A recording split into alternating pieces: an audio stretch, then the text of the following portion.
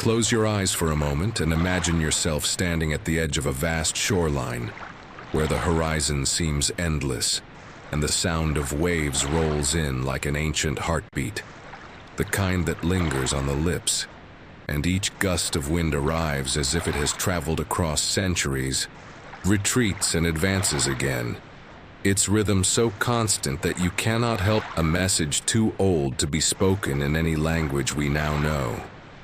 A thought rises.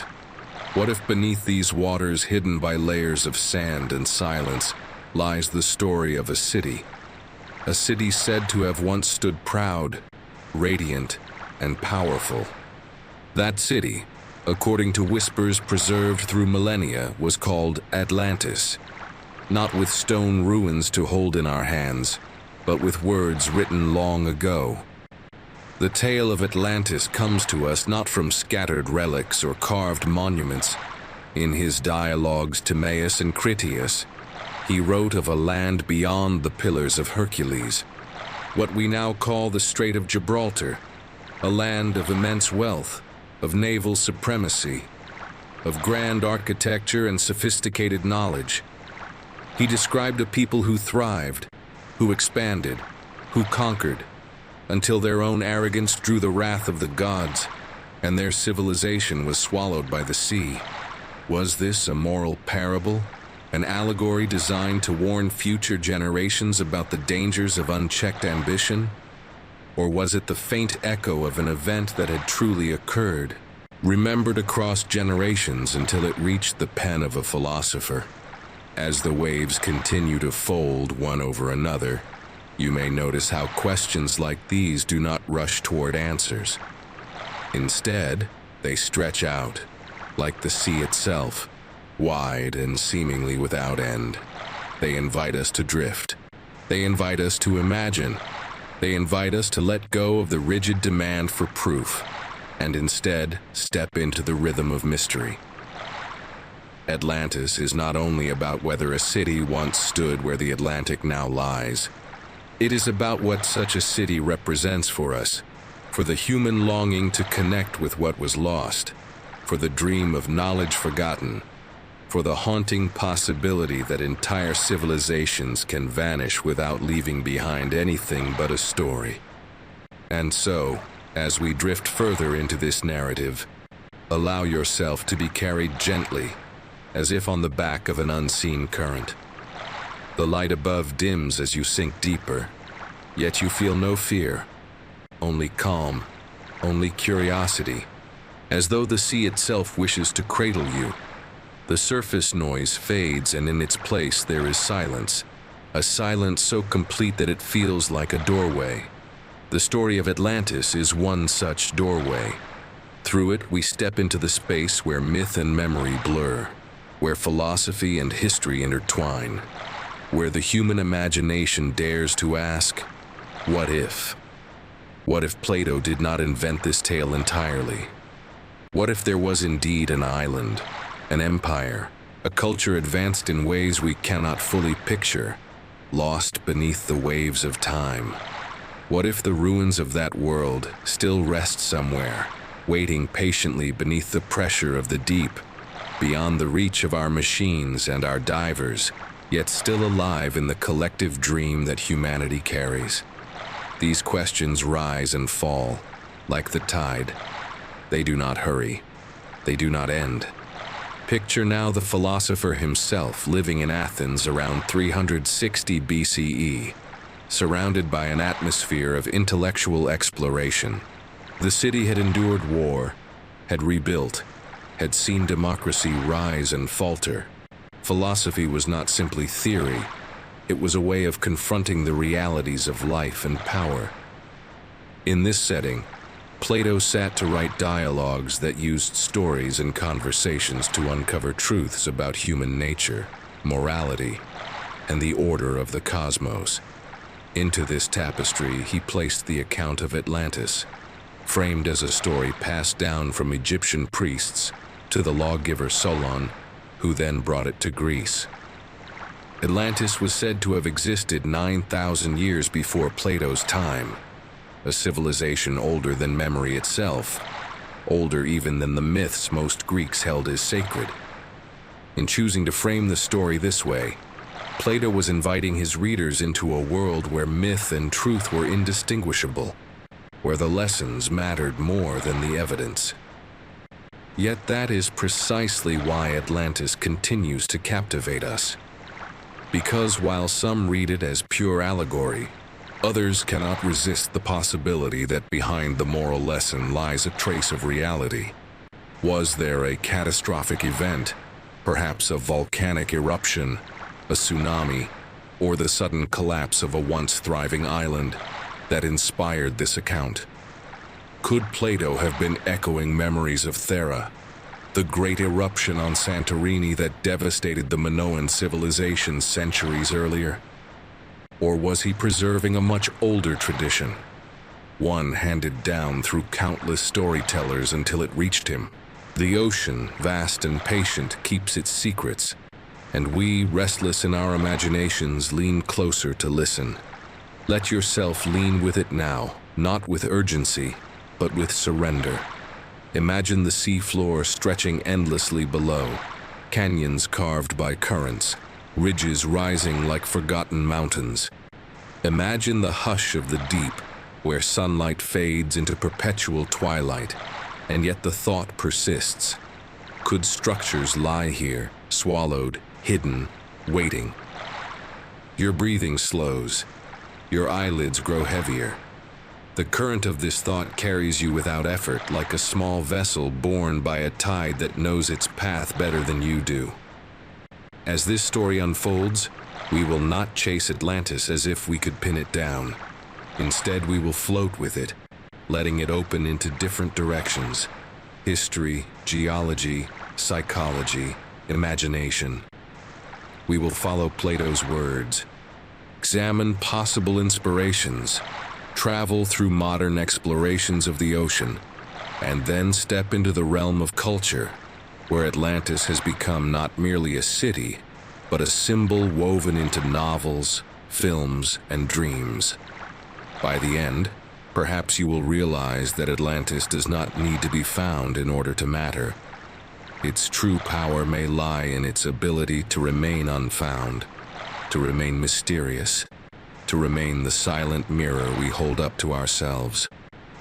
Before we go further, let me gently invite you to join this journey not only as a listener, but as part of this space we are creating together.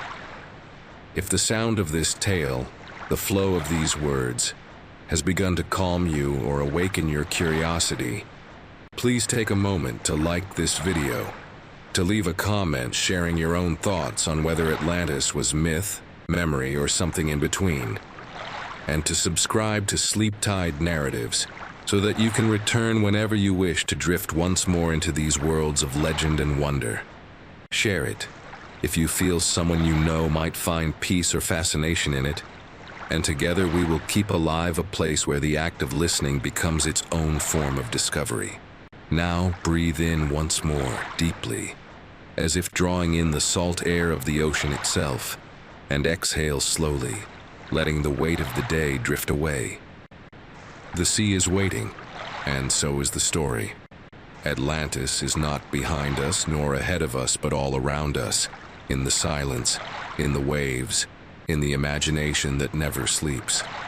And as we let ourselves drift further into this current, we take the first step toward uncovering not just a lost city, but the timeless longing that keeps it alive. Block 2. Plato and his allegory of Atlantis. If the story of Atlantis comes to us wrapped in mist, then the figure who first unveiled it stands like a lantern bearer in the dimness of history. Plato, the philosopher of Athens, whose words have outlived empires and whose thoughts still ripple across centuries, becomes our guide into the beginnings of this legend. To step into his world is to walk into a city that was, in many ways, a stage of contrasts. Athens, a place where democracy had taken root, faltered, and risen again. A city scarred by war yet alive with ideas, a gathering point for poets, dramatists, sculptors, and thinkers whose works would echo into eternity. Imagine the streets filled with voices debating not only politics and law, but the very essence of existence. It is within this charged atmosphere that Plato sat to write, his dialogues weaving philosophy with narrative, lessons with myth, seeking to draw his students not just into arguments but into stories that lived within the soul. Plato's account of Atlantis emerges specifically in two dialogues, Timaeus and Critias. Picture the scene as he constructs it, a conversation among men of wisdom, discussing the nature of the universe, of the soul, of the perfect state.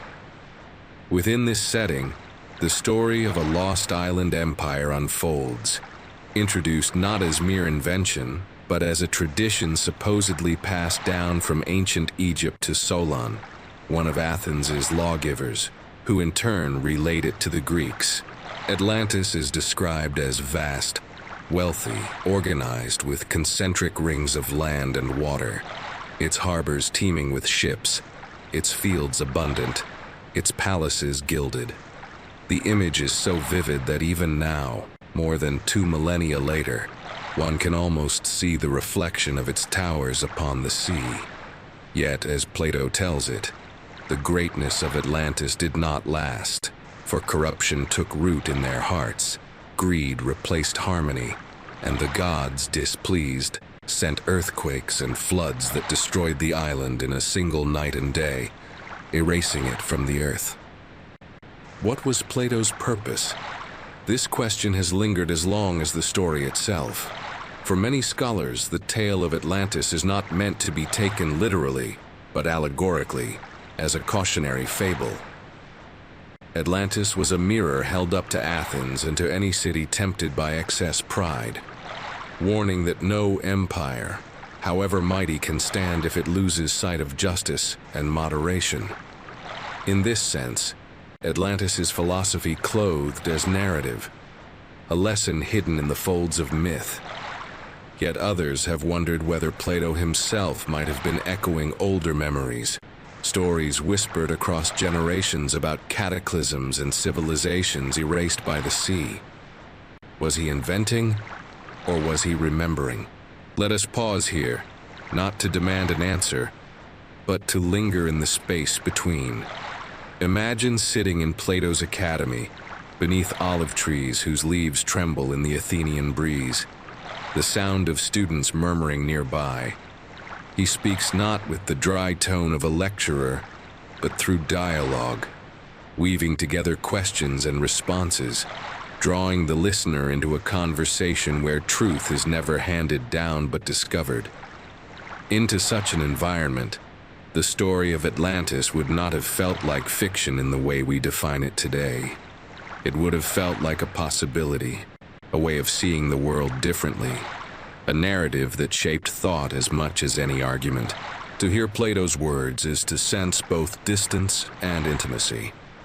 Distance because he wrote of a time 9,000 years before his own, placing Atlantis in an era already impossibly ancient, a time before written history, before the structures we recognize. Intimacy because the story speaks directly to the human condition, our yearning for greatness, our susceptibility to corruption, our vulnerability to forces greater than ourselves. As the waves of time carried Plato's story into the future, it did not remain locked in the context of his philosophy. Instead, it became untethered, drifting into the imagination of poets, explorers, mystics, and modern seekers, each interpreting it anew. But in this moment, as we drift with the current of Plato's thought, let us not rush toward later centuries. Let us remain with the philosopher himself, the quill scratching against parchment, the lantern of his mind casting light into the dark corners of myth and meaning. Perhaps he smiled at the paradox he created, a city that might never have existed, yet one that would outlive all real cities in the permanence of story. Perhaps he knew that in crafting Atlantis, he was not simply recording history or parable, but awakening a dream that would ripple forever through the waters of imagination. And so, as you lie here listening, perhaps your body beginning to feel heavier, more relaxed, as though the very air has thickened into the calm depths of the sea. Let yourself imagine Plato's Athens, the hum of voices, the sun striking marble columns, the philosopher's steady tone as he conjures Atlantis into being. The story does not hurry. It unfolds like the slow drift of a current, unbroken, carrying us not to a destination but into a state of wonder. Atlantis, through Plato, becomes both a warning and a beacon, both an invention and a possibility. And like the waves that erase footprints from sand, the line between history and myth dissolves, leaving only the lingering echo. Could it have been? Block 3. The dialogues Timaeus and Critias. When we speak of Atlantis, we are not speaking of ruins pulled from the seabed, nor inscriptions unearthed in forgotten temples. We are speaking of words, carefully arranged in the dialogues of a philosopher who preferred to teach through voices and conversations rather than declarations. Plato did not simply tell us about Atlantis. He let the story unfold in the form of speech between men gathered together, voices echoing across parchment, as if you too were in the room, listening to the tale rise and ripple. To enter Timaeus and Critias is to enter a space where myth and philosophy weave seamlessly, where the universe itself is being explained, and in the midst of cosmic speculation, the story of a lost city quietly emerges like a shape beneath waves. Critias tells us that the account comes through a chain of memory, almost like a current moving from one shore to another. The Egyptian priests of Sais, in the Nile Delta, are said to have told Solon, the Athenian statesman and poet, about an ancient conflict between their people and a great island power beyond the Pillars of Hercules. Solon, struck by the story's gravity, brought it back to Greece, intending to make poetry of it, but he never completed the task. Instead, his relative Dropides carried the tale forward, and eventually it came to Critias, who recounted it to Socrates in the dialogue. From priest to poet to statesman to philosopher, the story flowed like a river, reshaped but unbroken, until Plato gave it permanence in writing. This is the only reason we know of Atlantis at all, not from stones, not from maps, but from words handed down like a whispered secret. Imagine yourself listening in on this dialogue, not hurried but slowly, as though each sentence were a tide rising. Socrates has gathered his companions, as he often does, to imagine the ideal state, the perfect balance of justice and order. He wonders aloud what kind of example could illustrate his vision, and Critias offers, "Let me tell you a story, not invention, but memory, a tale passed down, of a time long ago when Athens itself faced a mighty adversary, Atlantis." From there, the details spill gently. A great island larger than Libya and Asia combined, rich in metals, its people skilled in architecture, agriculture, and warfare. They built canals to bring water. They raised temples of orichalcum. They cultivated horses in vast fields. They sailed in fleets that darkened the seas. It is not a hurried description, but one that lingers layer after layer, painting Atlantis as both wonder and warning. In Timaeus, the account is briefer, almost like the opening notes of a melody, sketching the vastness of Atlantis and its sudden downfall. Critias expands, moving deeper into description, like a diver descending through increasingly shadowed waters. The dialogue, unfortunately, breaks off before it can be completed. Plato leaves us suspended, with Critias still speaking, mid-sentence, the story unfinished. Some believe he intended to continue but never did. Others think the incompleteness is part of the allegory itself, a city unfinished, lost, fading away even in the telling. The silence at the end of Critias is like the silence of the sea swallowing words, reminding us that some mysteries resist conclusion. As you let this thought settle, notice how it feels to imagine a story that survives not in completeness, but in fragments. The mind yearns to finish it, to ask what happened next, to demand clarity. Yet, perhaps that is exactly why Atlantis endures. Because in its incompleteness, it becomes ours to finish, ours to speculate upon, ours to dream into being. Plato did not hand us a map. He handed us a mirror of uncertainty. And in that mirror, we project our fears of downfall, our hopes for greatness, our longing for hidden worlds. Picture the Egyptian temple where Solon might have heard the tale, columns painted in red and blue, hieroglyphs shimmering in torchlight, priests speaking with solemn weight of civilizations older than any Greek could imagine. Picture Solon carrying that memory back across the Mediterranean, a fragile treasure in his mind. Picture Plato at his desk, shaping the dialogue so that his students would not only learn of geometry and politics, but also feel the pull of myth, the dream of something vast beyond their shores. Layer upon layer, voice upon voice, time upon time, the story flows until it reaches you now, across millennia, carried by no more than words. Let your breathing match the flow of that current.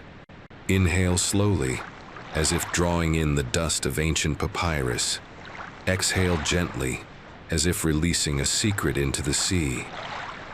The dialogues of Plato do not demand that you decide what is real or false. They invite you to linger in the space where meaning itself is fluid. Atlantis in this telling is not simply a city lost. It is a story alive, handed down like an inheritance of mystery.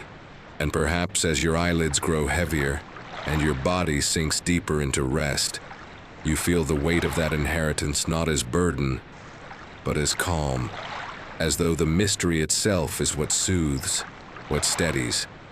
For sometimes, it is not answers that bring peace, but questions so ancient they rock us like waves, reminding us of the vastness in which we live. Block 4, Atlantis, a naval empire and a technologically advanced society. When Plato begins to paint the portrait of Atlantis, he does not give us ruins to measure or fragments to catalog. Instead, he hands us an image vast enough to drift into, an image so large and layered that it feels less like a city and more like a living vision. Atlantis, he tells us, was not simply a landmass on the sea, not simply another kingdom among many. It was an empire of staggering wealth, of immense fleets, of temples gleaming with precious metals, of lands irrigated by canals that sparkled like veins of water beneath the sun. To imagine it now is to allow the sea itself to reveal its memory slowly, as though the waves part and whisper, and in that whisper you hear the hum of a civilization at its zenith. Picture the design first, for design itself was their language. Concentric rings of land and water, alternating circles cut by bridges, like a labyrinth drawn by a divine hand. At the very center, elevated and luminous, stood the royal Acropolis, the heart of Atlantis. It was here that the palace of the kings rose, its walls shining with orichalcum, that mysterious alloy brighter than bronze and more captivating than gold. Within the Acropolis also stood the great temple of Poseidon, protector and patron of the Atlanteans. Silver cloaked its exterior. Golden pinnacles reached upward like flames turned solid, and ivory gleamed on its roof. Inside, statues larger than life depicted gods, horses, and warriors, their surfaces catching light that flickered with the flame of oil lamps.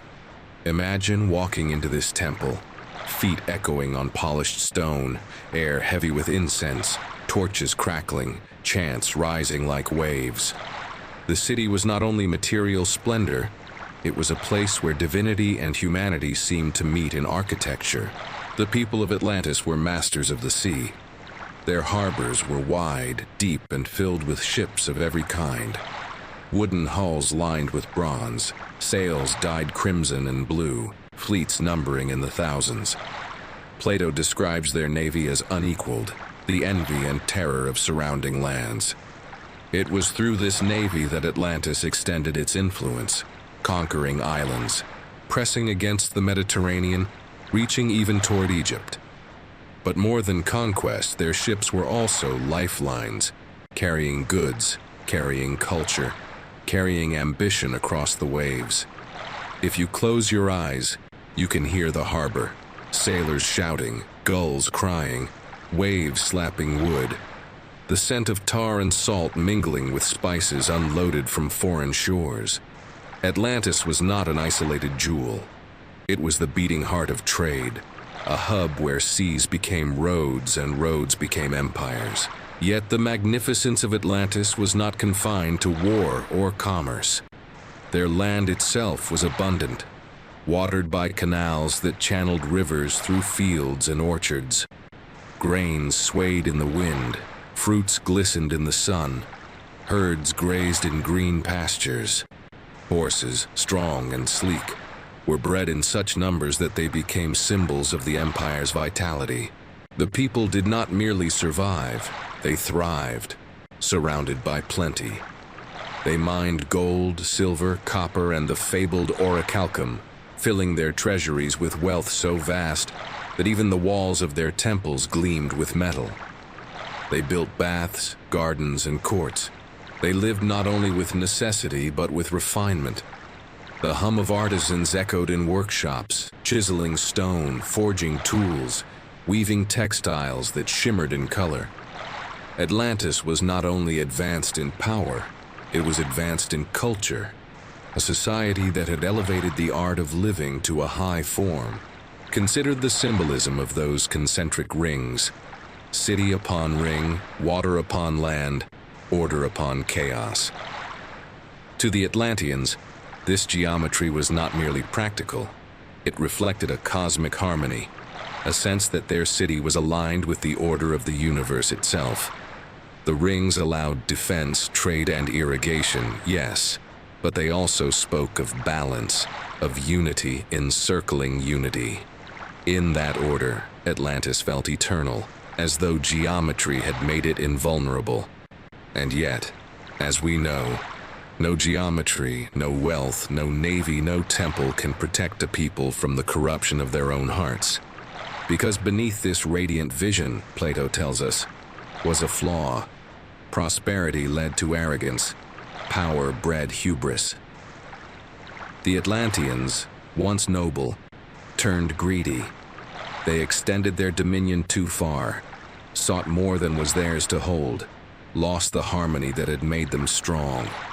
And it was then that their downfall came, not from enemies, but from the gods themselves, who sent quakes and floods that shattered the city in a single night and a single day. From order came chaos, from abundance came ruin, from geometry came collapse. But let us not rush toward destruction just yet. Linger instead in the life of Atlantis as it might have been. Walk through its markets, where stalls overflow with fish, with bread, with jars of oil. Smell the spices, hear the bargaining voices, feel the brush of fabrics against your skin. Walk through its fields where workers bend to harvest, where irrigation channels glimmer like threads of silver. Stand at the harbor, where bronze prows gleam under sunlight, where ships creak against docks, where children run along planks shouting. Step into a workshop, where the steady rhythm of hammer on metal rings like music. Step into a palace, where mosaics line the floors, depicting oceans, gods, and myths of origin. Atlantis was not only splendor, it was ordinary life multiplied into magnificence, every detail elevated, every gesture infused with confidence. Imagine now the nights of Atlantis.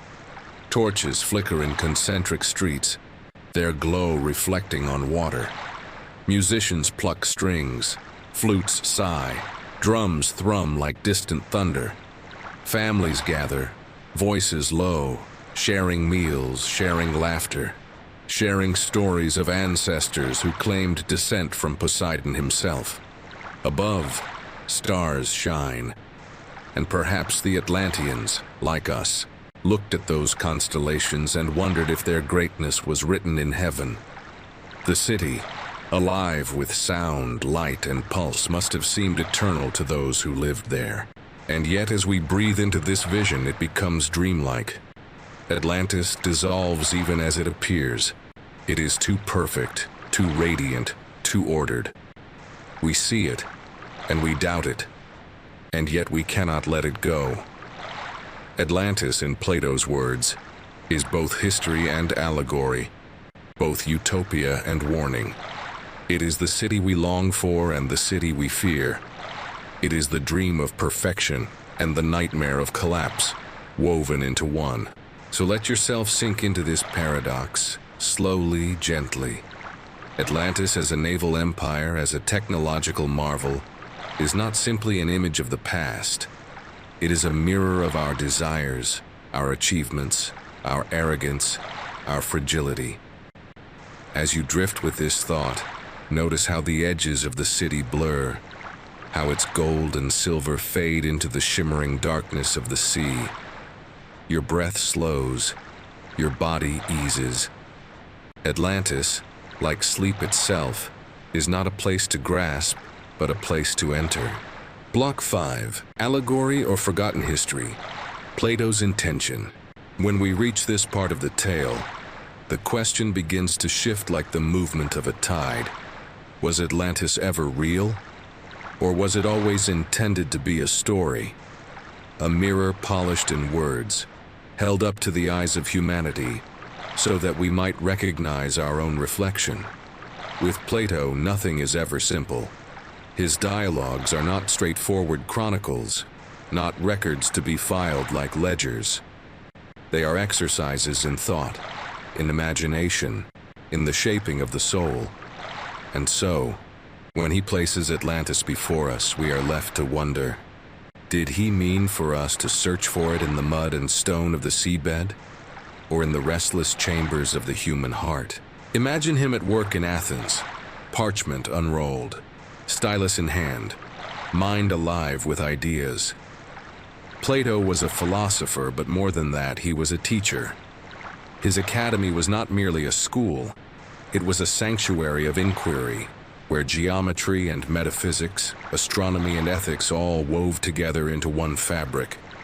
And within this fabric, stories had a special place. They were not idle entertainments. They were living symbols, tools to draw listeners beyond themselves.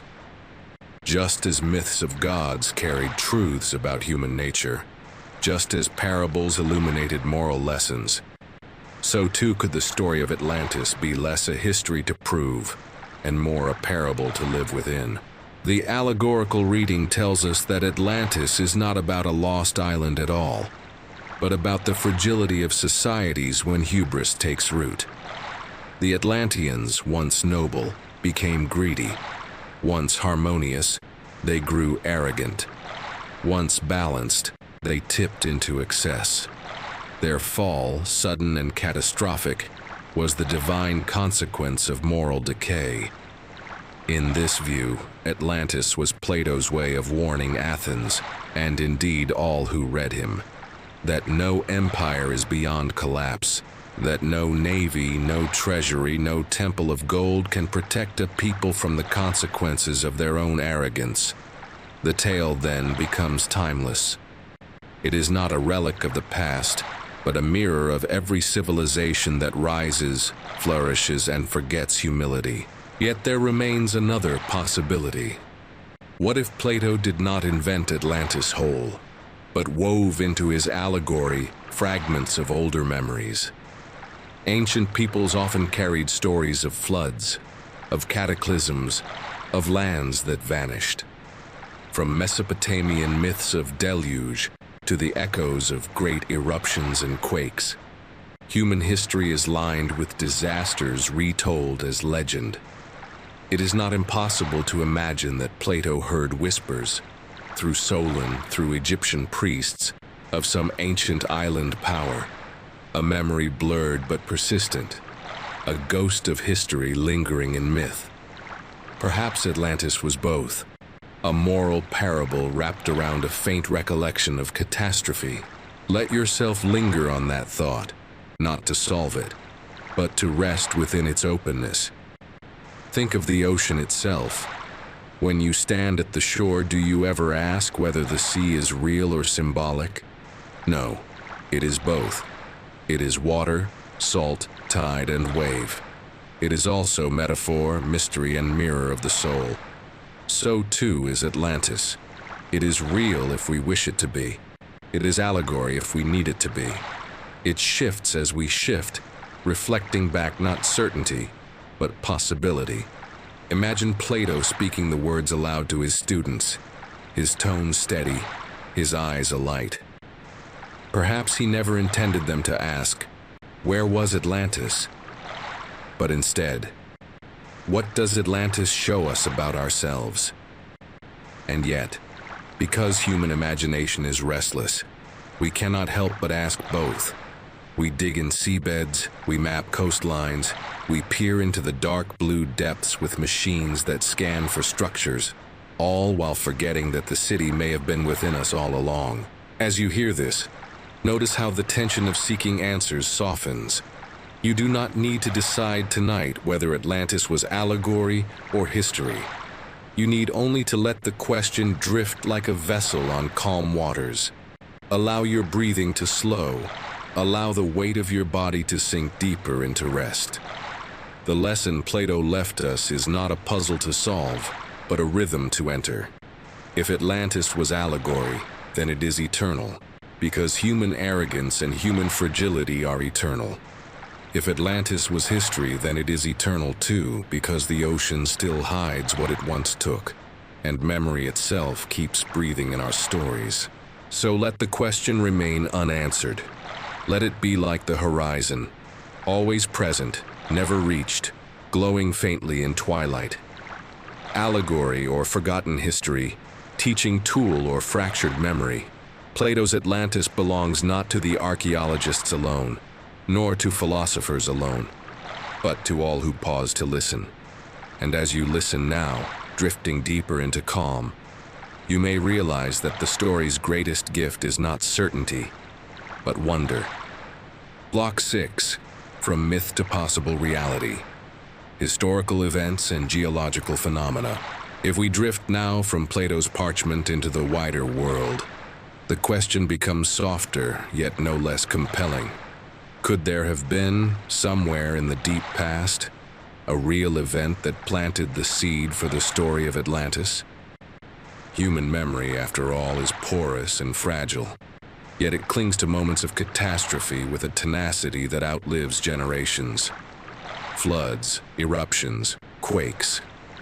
These leave impressions so strong that they become stories, and stories become myths. And myths endure even when the land that birthed them has changed beyond recognition.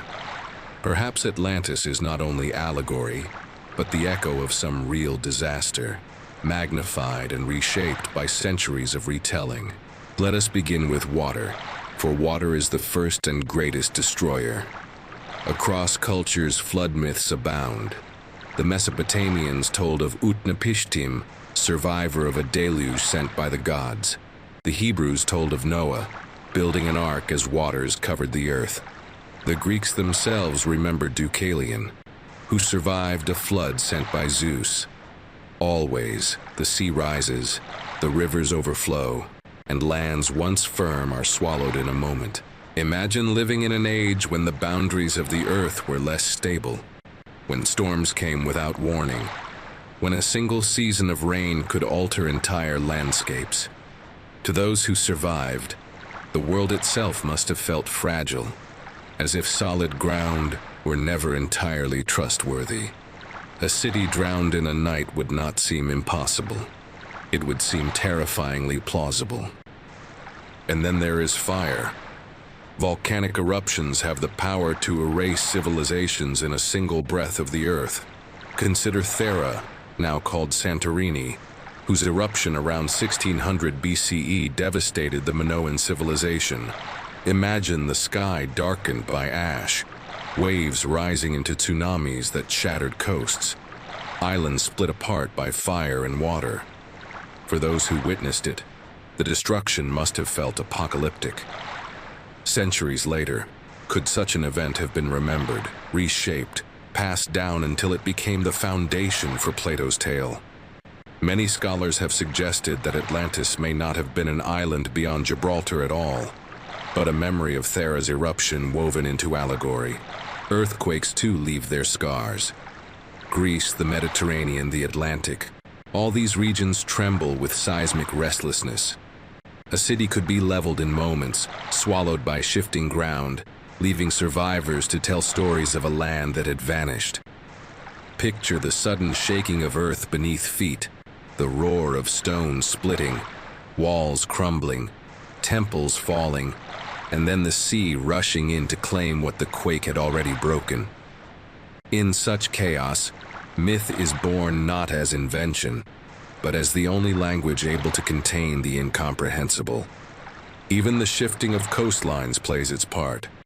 Lands rise and fall over centuries. Islands emerge, erode, and vanish. Seas creep inward, then retreat. What was once fertile field becomes seabed. What was once a mountain becomes an island.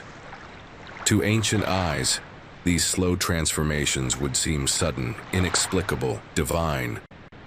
If a village disappeared beneath the tide in the span of a lifetime, how much easier it would be to imagine a city, an empire, consumed by the ocean's hunger. As we drift through these possibilities, notice how none of them need to be definitive.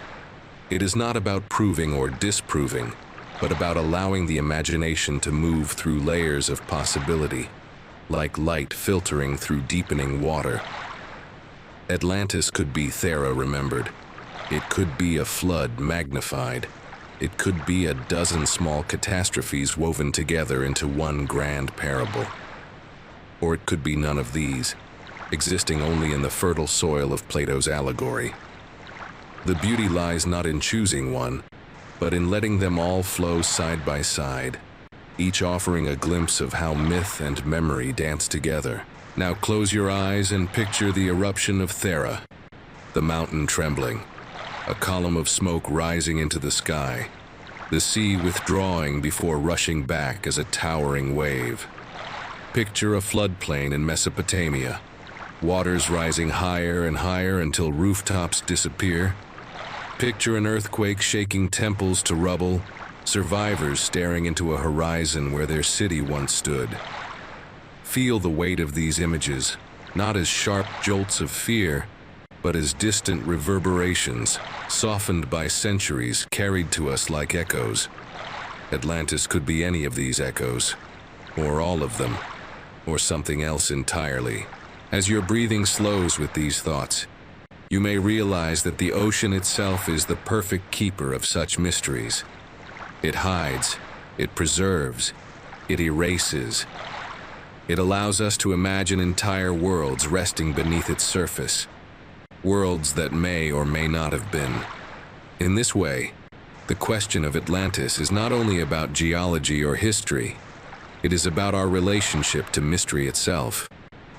We live on shifting ground, fragile yet enduring, and the stories we tell are our way of making sense of that fragility.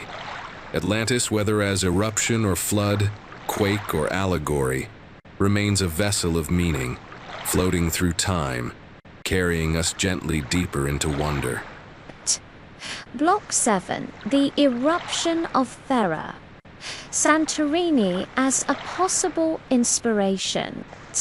Among the many threads that could have woven themselves into Plato's account of Atlantis, none feels as vivid, as haunting, or as historically grounded as the eruption of Thera, what we now call Santorini. Around 1600 BCE, long before Plato put pen to parchment, A mountain in the Aegean Sea tore itself apart in an explosion so massive that its echoes circled the ancient world. Entire landscapes were reshaped, skies darkened, seas rose, and a civilization that had flourished with artistry and trade, the Minoans, stumbled into decline. When modern scholars look for an event that could explain how a story of sudden destruction by sea might take root and endure across centuries, their eyes often return to this eruption, this wound in the earth that burned itself into memory. Imagine the island of Thera before it broke apart. A thriving settlement, homes painted with colors drawn from the soil, frescoes of lilies and dolphins and dancing figures bright on plastered walls, a people confident in their mastery of the sea. Their ships carried pottery, olive oil and grain across the Aegean, trading with Egypt, with Crete, with lands further still.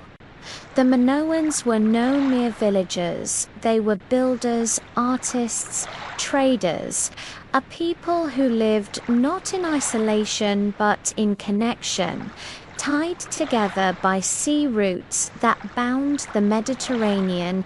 For centuries they flourished, their harbours filled with vessels, their palaces decorated with scenes of vitality.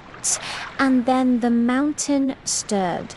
At first, perhaps it was only tremors, small quakes that rattled jars, unsettled animals, caused cracks in walls.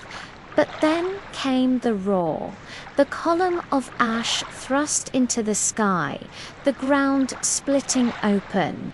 The eruption of Thera was not a single explosion, it was a series of convulsions, each one more violent than the last.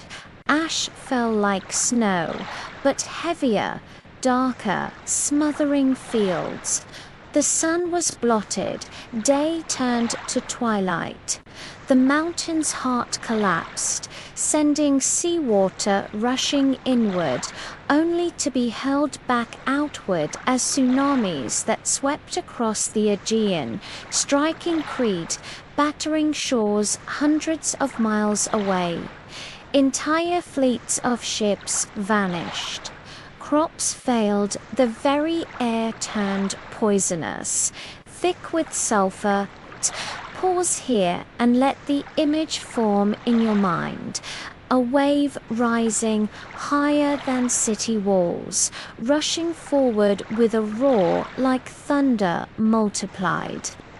Sweeping boats, homes, animals, people into a churning mass of water and debris. Imagine standing on a hill and watching your world erased in an instant, the land you knew reshaped by fire and flood. Such a moment does not pass into silence. It becomes a story, carried by survivors, told in whispers. Repeated by children who never saw it, retold by grandchildren who could only imagine it. Centuries pass, but the story remains. Once there was a people of the sea, mighty, flourishing, and in a single day they were undone by water and earth. Is this not Atlantis? Or at least, is this not the kind of catastrophe that could become Atlantis in the telling? Plato's account speaks of an island beyond the Pillars of Hercules, of a land larger than Libya and Asia combined, of grandeur too vast to match Thera, But myths do not preserve details with precision. They preserve impressions, emotions, the outline of terror and loss. What mattered was not the size of the island, but the suddenness of its fall, the way sea and quake conspired to erase what had seemed eternal. To those who lived in the centuries after Thera's eruption, the memory of such destruction could easily grow, expand, shift, until it became the archetype of catastrophe itself. Modern archaeology has revealed glimpses of that lost Minoan world, buried beneath layers of ash. Rooms remain, their walls painted with scenes of life and joy. Pottery lies as it was left, streets frozen in silence. It is as though the people had walked away, leaving behind a moment sealed forever in volcanic shroud. For us, looking back, these remains are not only artifacts, they are echoes of lives interrupted, of stories unfinished. And in those echoes, we hear again the faint murmur of Atlantis, the city undone, the civilization swallowed. As you drift with this thought, imagine the duality of fire and water. The mountain explodes and fire rains down, yet it is the sea that rushes in to finish the destruction. Flames and waves together conspire, elements uniting against humanity. To those who survived, it must have seemed divine punishment, a wrath beyond comprehension, and this too matches Plato's account. The gods, angered by hubris, sending quakes and floods to erase Atlantis. Whether Plato knew of Thera directly or through whispers passed down, the parallels are too striking to ignore it. But let us not think of this as history to solve. Instead, let us linger in the atmosphere of it, the sky darkened by ash.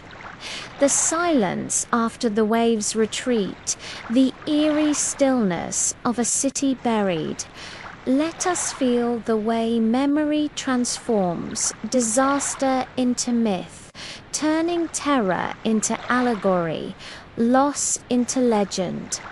Atlantis, Thera, flood, quake all merge into one current of meaning, carrying us into the truth that civilizations, however mighty, are fragile, and the earth itself is not fixed but alive, shifting, unpredictable.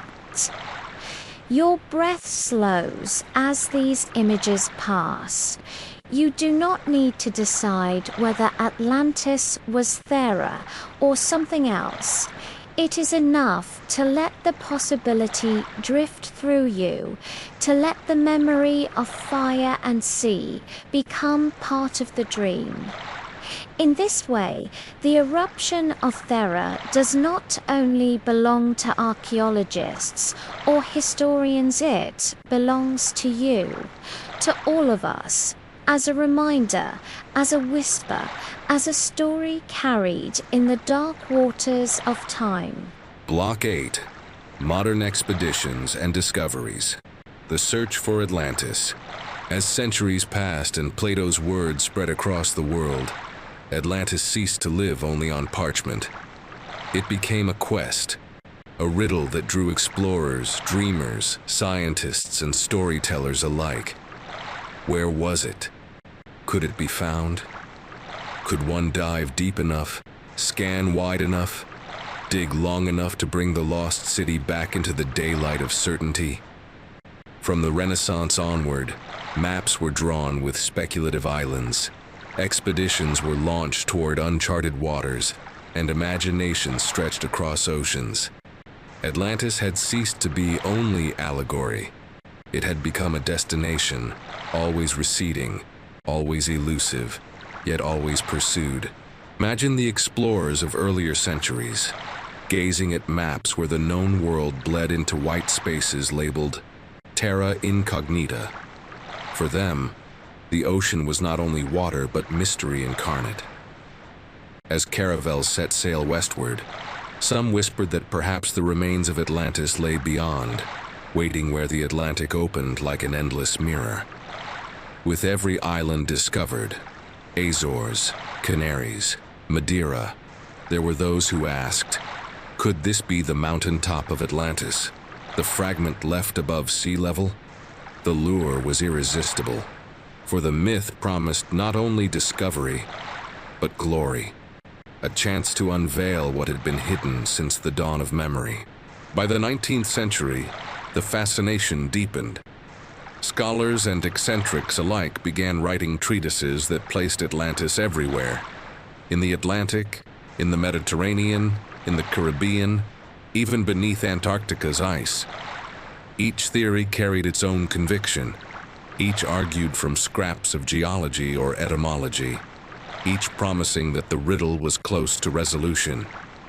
Books were published, maps redrawn, imaginations inflamed.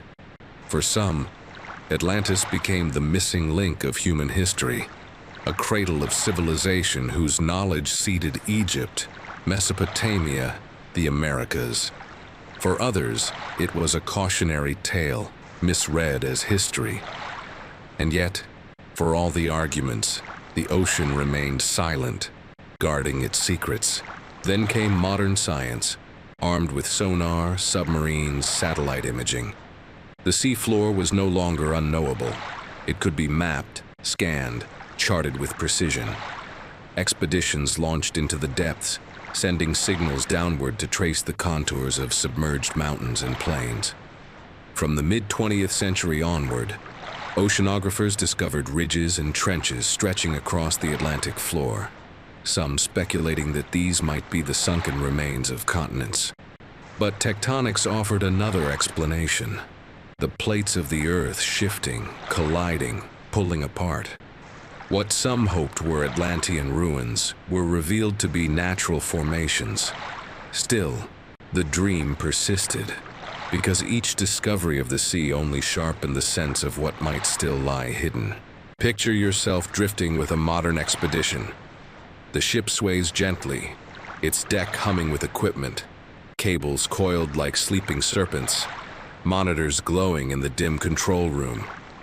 Sonar pulses downward, rhythmic, like a heartbeat echoing through water. Submersibles, tethered or free, descend slowly into darkness, lights piercing the deep like faint stars. Cameras reveal landscapes few eyes have ever seen, seamounts rising like submerged mountains, canyons yawning wide, strange creatures drifting past with luminous bodies. And yet, for all the wonder, no city appears, no golden temple, no concentric canals, only silence, only rock, only sand shaped by currents. The sea gives glimpses, but never confirmation. Still, the search continues, because Atlantis has never been only about stone and metal. It is about the human hunger for discovery, the restlessness that drives us to probe the unknown. Every expedition, whether or not it finds ruins, becomes part of the legend itself, another layer in the myth's endurance. When divers swim through Caribbean waters and stumble on coral formations resembling walls, when sonar images suggest rectangular shapes on the seabed, when anomalies appear in satellite scans, the question rises anew. What if? Even if later disproven, even if explained as natural, the brief flare of possibility feeds the dream. Atlantis does not require proof to remain alive. It requires only curiosity. Consider the explorers who dedicate their lives to this search. Some are scientists, cautious, armed with data, willing to accept uncertainty. Others are visionaries, convinced that Plato described history, certain that the ruins wait just beyond the reach of our instruments. Each brings something of themselves into the pursuit: discipline, imagination, obsession. And in their voyages, whether through laboratories or open seas, Atlantis continues to live, not beneath the water, but in the longing of those who chase it. As you let this thought unfold, notice how it mirrors the rhythm of sleep itself. The search is endless, the answer elusive, yet the act of seeking becomes its own kind of peace. To drift in the idea of Atlantis is to accept mystery, to rest in possibility. Just as the explorers scan the depths without guarantee, so too do we drift into sleep without knowing where dreams will lead. The sea of the unconscious is as vast and silent as the Atlantic itself, and in its depths, anything may surface. So let your breath deepen. Imagine the deck of a ship rocking gently beneath your feet, the night sky stretched above, stars mirrored faintly on the dark water. Imagine the hum of sonar, steady, patient, pulsing into the abyss. Imagine the glow of a submersible descending, its lights shrinking until they vanish in blackness. No city appears, and yet, the silence itself is a kind of discovery, a reminder that the world is larger than certainty, richer than proof, more beautiful because it remains mysterious. Atlantis, whether found or not, continues to shape how we look at the sea. And as you drift with that thought, you too become part of the search, part of the story, another voice listening for echoes in the deep. Block 9. The cultural footprint of Atlantis through history. When Plato first wrote of Atlantis, his words may have been intended for a small circle of students, a philosophical exercise preserved in parchment. Yet, like ripples moving outward from a stone cast into water, the tale refused to remain confined. Across centuries it spread, carried by scribes, translated by scholars, reimagined by explorers, reinvented by poets. Atlantis became not only a story, but a cultural current, flowing through time, shaping imagination, inspiring seekers long after the ink of Plato's hand had dried. To trace its cultural footprint is to follow those ripples as they widen, reaching shores Plato himself could never have foreseen. For many centuries after Plato, the story of Atlantis lay quiet, whispered but not central. The Middle Ages preserved the dialogues, yet the focus of thought turned elsewhere, toward theology, toward divine mysteries, toward the struggles of kingdoms and faith. Still, the memory of a great sunken city lingered, tucked within manuscripts, waiting. When the Renaissance dawned, with its hunger for rediscovery, Atlantis stirred again. Scholars revisited ancient texts, explorers sailed beyond known horizons, and suddenly the idea of a lost land across the seas found fertile ground. Maps began to be drawn with speculative islands, and whispers grew that perhaps the new lands of the Americas were fragments of Atlantis rising once more into view. In the age of exploration, when caravels cut across Atlantic waters and coastlines were charted anew, Atlantis became more than myth. It became possibility. Sailors gazed at volcanic archipelagos like the Azores or the Canaries and wondered if these were the peaks of Plato's empire. The mountaintops left above waves when the rest of the island fell. The idea was irresistible, that in venturing outward, one might not only discover new trade routes, but also reclaim a piece of humanity's forgotten glory. The lure of Atlantis fused with the lure of empire itself, becoming a mirror for the ambitions of nations seeking to expand their dominion across seas. As centuries turned, the Enlightenment brought reason, science, skepticism, and yet Atlantis persisted. Philosophers debated whether Plato had drawn upon Egyptian sources, whether geological upheavals might explain the tale, whether Atlantis was allegory cloaked as history. Some dismissed it outright. Others insisted on its plausibility. The 18th and 19th centuries brought forth entire volumes devoted to locating Atlantis, each placing it somewhere different, in the Mediterranean, in the Atlantic, in the Americas. The story became a canvas upon which scholars projected their own theories, their own desires for origins and meaning. Romanticism added another layer. In an age that longed for the sublime, for the lost, for the mysterious, Atlantis became not only a subject of speculation, but a symbol of longing itself. Poets spoke of it as paradise undone, as a dream hovering just out of reach, as a reminder that beauty often carries within it the shadow of ruin. Painters imagined sunken palaces gleaming beneath waves, statues staring upward through currents, rays of light filtering down onto silent columns. The city became less a puzzle to solve than an emotion to feel, a melancholy reminder of impermanence, a hymn to what can never be fully reclaimed. And then, in modernity, Atlantis leapt from scholarship and poetry into popular imagination. Jules Verne, in his Voyages of Fiction, brushed against the idea.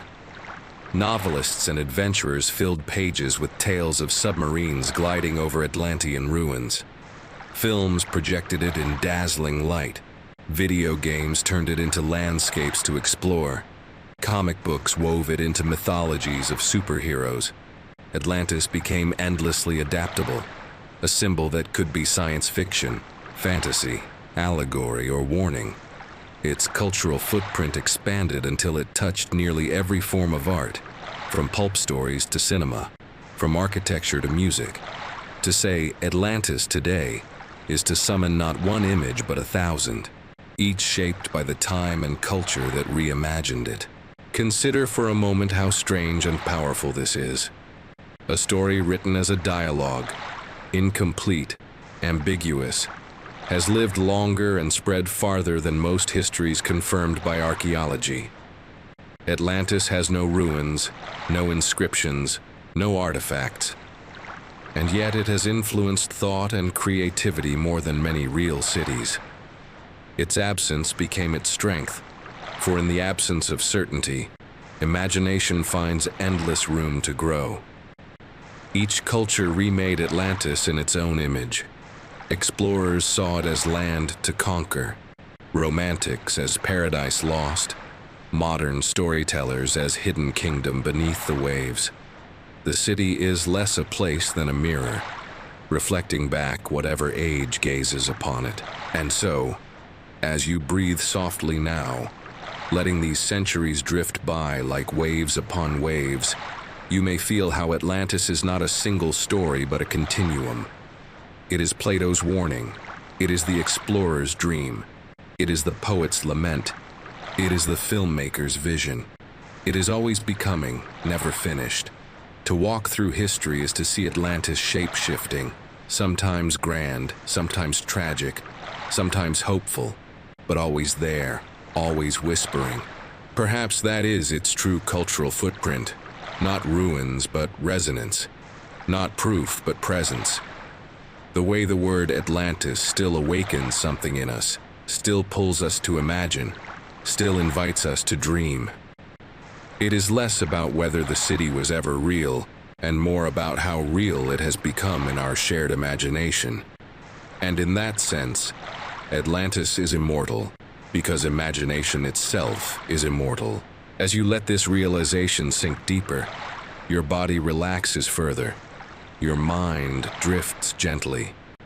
History, myth, art, and culture all blend together, flowing like currents around you. Atlantis, once only a dialogue, has become an ocean of stories, and you are floating in it now, unhurried, at peace, carried by centuries of echoes. Block 10. Atlantis in Popular Culture, from Jules Verne to Aquaman. If the centuries after Plato turned Atlantis into a mirror for philosophers, explorers, and poets, the modern era expanded that mirror into a vast screen where the myth could be projected again and again.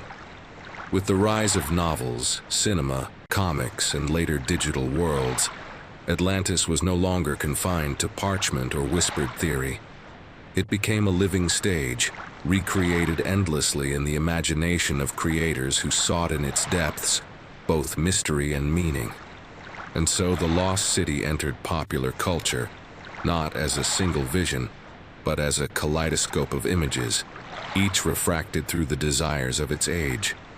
In the 19th century, as industry surged and the unknown still beckoned, Jules Verne sent readers on voyages beneath the sea, voyages that passed among ruins of ancient civilizations, where whispers of Atlantis echoed through the steel hull of the Nautilus. His tales did not prove Atlantis, nor did they need to. They awakened curiosity. They stirred the pulse of wonder. They let readers taste the salt air of mystery. And once Atlantis had found its way into literature of imagination, it never left. Writers seized it as setting, as symbol, as kingdom waiting to be rediscovered. The 20th century brought cinema, and with it, Atlantis gleamed in new light. Silent films projected visions of sunken temples and forgotten palaces. Later, in color and sound, Atlantis became the backdrop for adventure, romance, and spectacle. Sometimes it was depicted as utopia, shimmering and noble beneath the waves. Other times it was shown as dystopia, corrupted and cursed. Filmmakers like Plato before them used the city as canvas for morality and wonder. From grand epics to animated tales, Atlantis continued to resurface, a stage where humanity's hopes and fears could be played out in dazzling form. Comics and graphic novels added yet another layer. In the panels of illustrated worlds, Atlantis became kingdom of superheroes, most famously the realm of Aquaman. Here, the lost city was no longer only memory or myth. It was populated, defended, alive. Its towers glowing in deep-sea light, its people adapted to watery depths. Children and adults alike encountered Atlantis not as allegory but as living culture, a place of battles, politics, and power beneath the ocean. In these stories, the city took on mythic scale, becoming both backdrop and character, shimmering with possibility. Video games followed, giving players the power to explore Atlantis with their own hands, to wander its imagined streets, to dive into its ruins, to claim its treasures. Each pixel built upon Plato's few words, expanding them into interactive worlds where myth became landscape. Atlantis ceased to be only something read or watched. It became something experienced. And in that immersion, the myth grew ever stronger, ever more alive, transcending the boundaries of philosophy, history, or art. Art itself, painting, sculpture, music, has long returned to Atlantis as theme. Canvases show palaces under waves, light breaking through water onto silent columns, statues gazing upward through currents. Musicians write of the city as metaphor for longing, for loss, for paradise undone. The name itself carries a resonance that few other words do. Atlantis. It is sound, it is rhythm, it is poetry. It does not require proof because it already feels true in the heart of culture. Pause here and reflect on how remarkable this is. A story incomplete, preserved only in fragments of dialogue, has lived so long that it has filled libraries, theaters, and screens. Atlantis has become less about Plato and more about us, our need to imagine, our yearning for what is hidden, our hunger for stories that remind us the world is larger than what we can measure. In popular culture, Atlantis is no longer bound by a single vision. It is utopia, dystopia, kingdom, ruin, dream. It is all of these at once and more. And as you drift with this thought, let me gently invite you once more to be part of this current. If these words, if this slow unfolding of the Atlantean myth, have carried you into calm or stirred your imagination, take a moment to give this video a like, to share your thoughts in a comment. What version of Atlantis has touched you most, in books, in films, in stories? And to subscribe to Sleep Tide Narratives so you can return whenever you wish to drift deeper into worlds of mystery and wonder. Your presence here keeps these currents alive, and together we build not only a channel, but a community where imagination becomes sanctuary. Now, breathe deeply and let your body ease further into rest. Atlantis continues to shimmer not only in ancient dialogues but in every story told since, a cultural echo that refuses to fade. Whether in novels, films, comics, or digital worlds, the city remains alive, waiting not to be proven but to be imagined. And as you imagine it now drifting deeper, you too become part of its endless story, part of the dream that has outlived centuries. Block 11, Atlantis as symbol of the unknown and human curiosity. Atlantis is no longer just a city in Plato's dialogues, no longer just a cautionary tale of hubris, nor only the half-whispered echo of a forgotten catastrophe.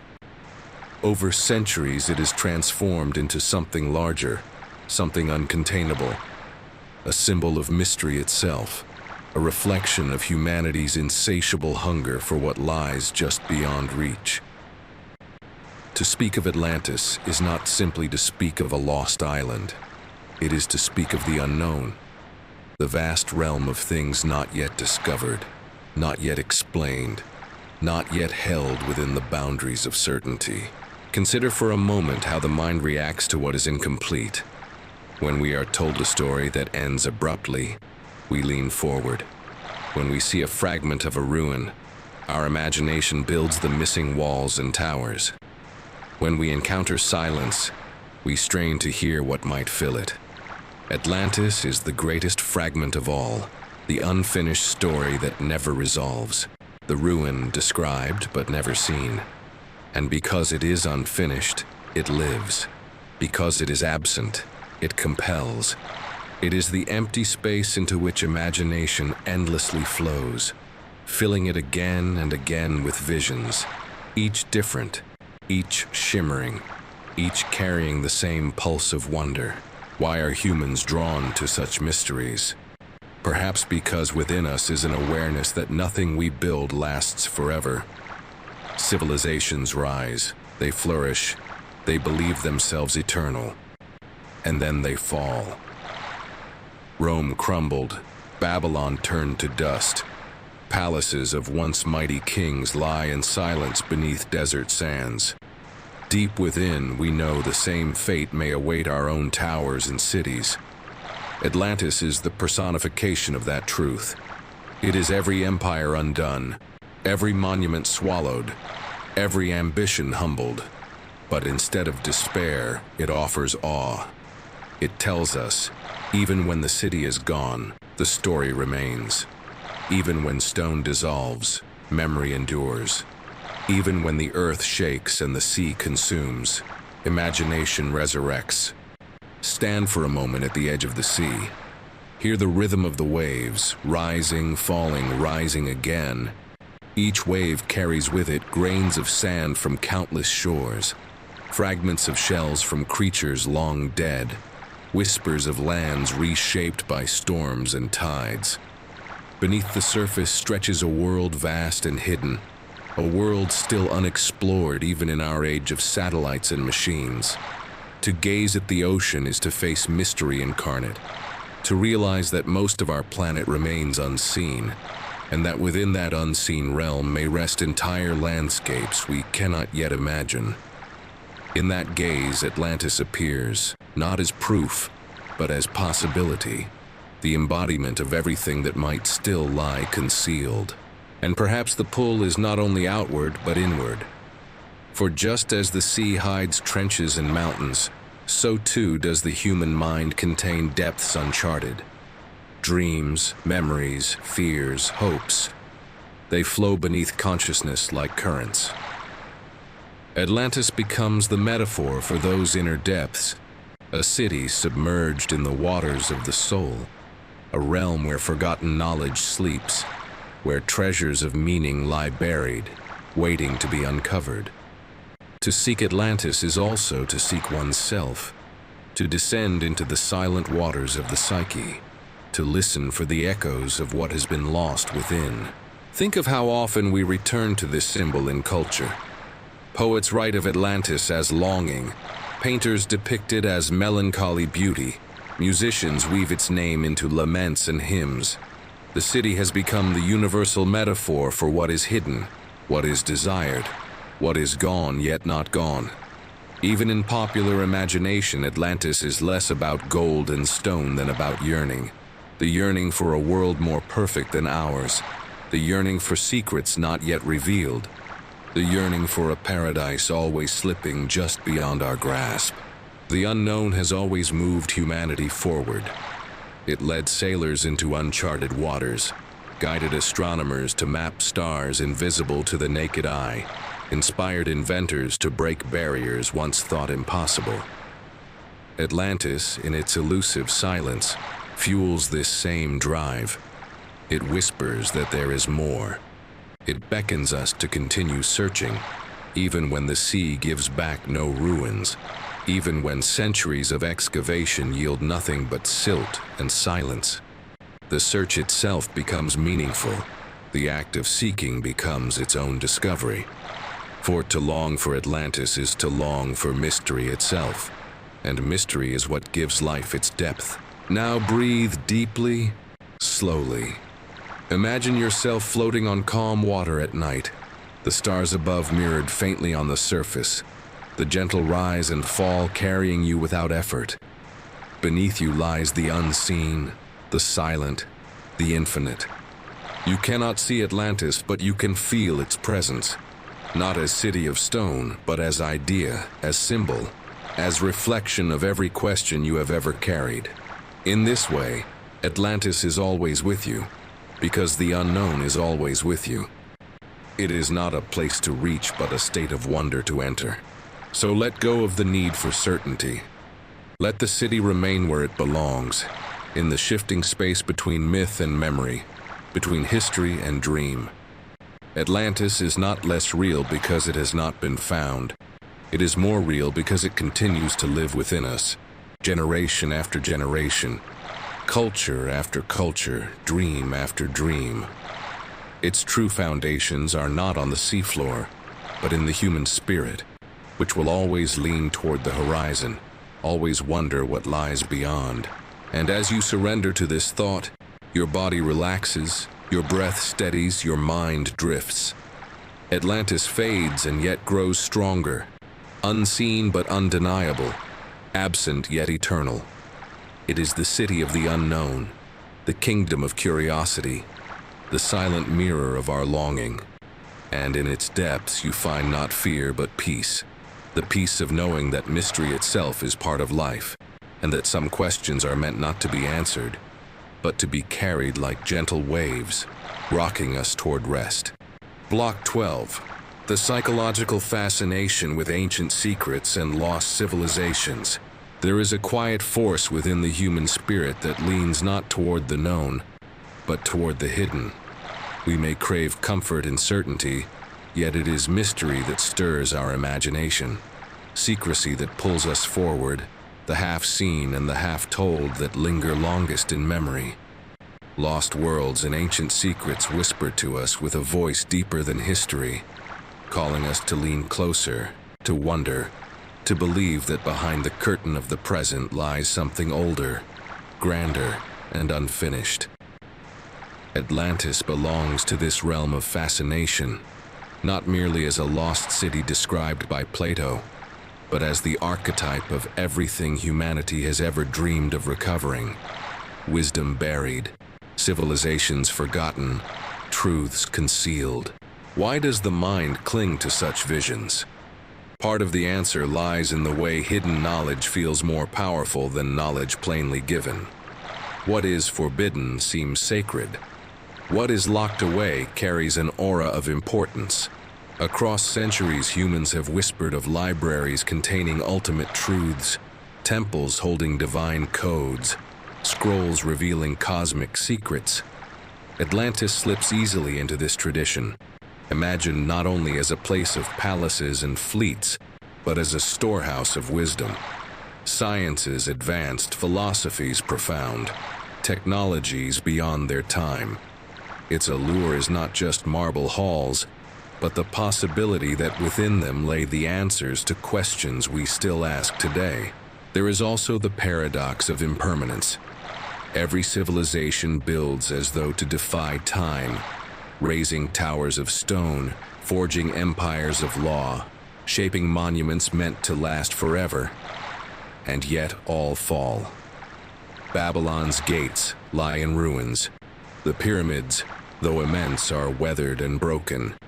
The palaces of Crete are but shattered stones. Deep within us, we know that nothing endures unchanged.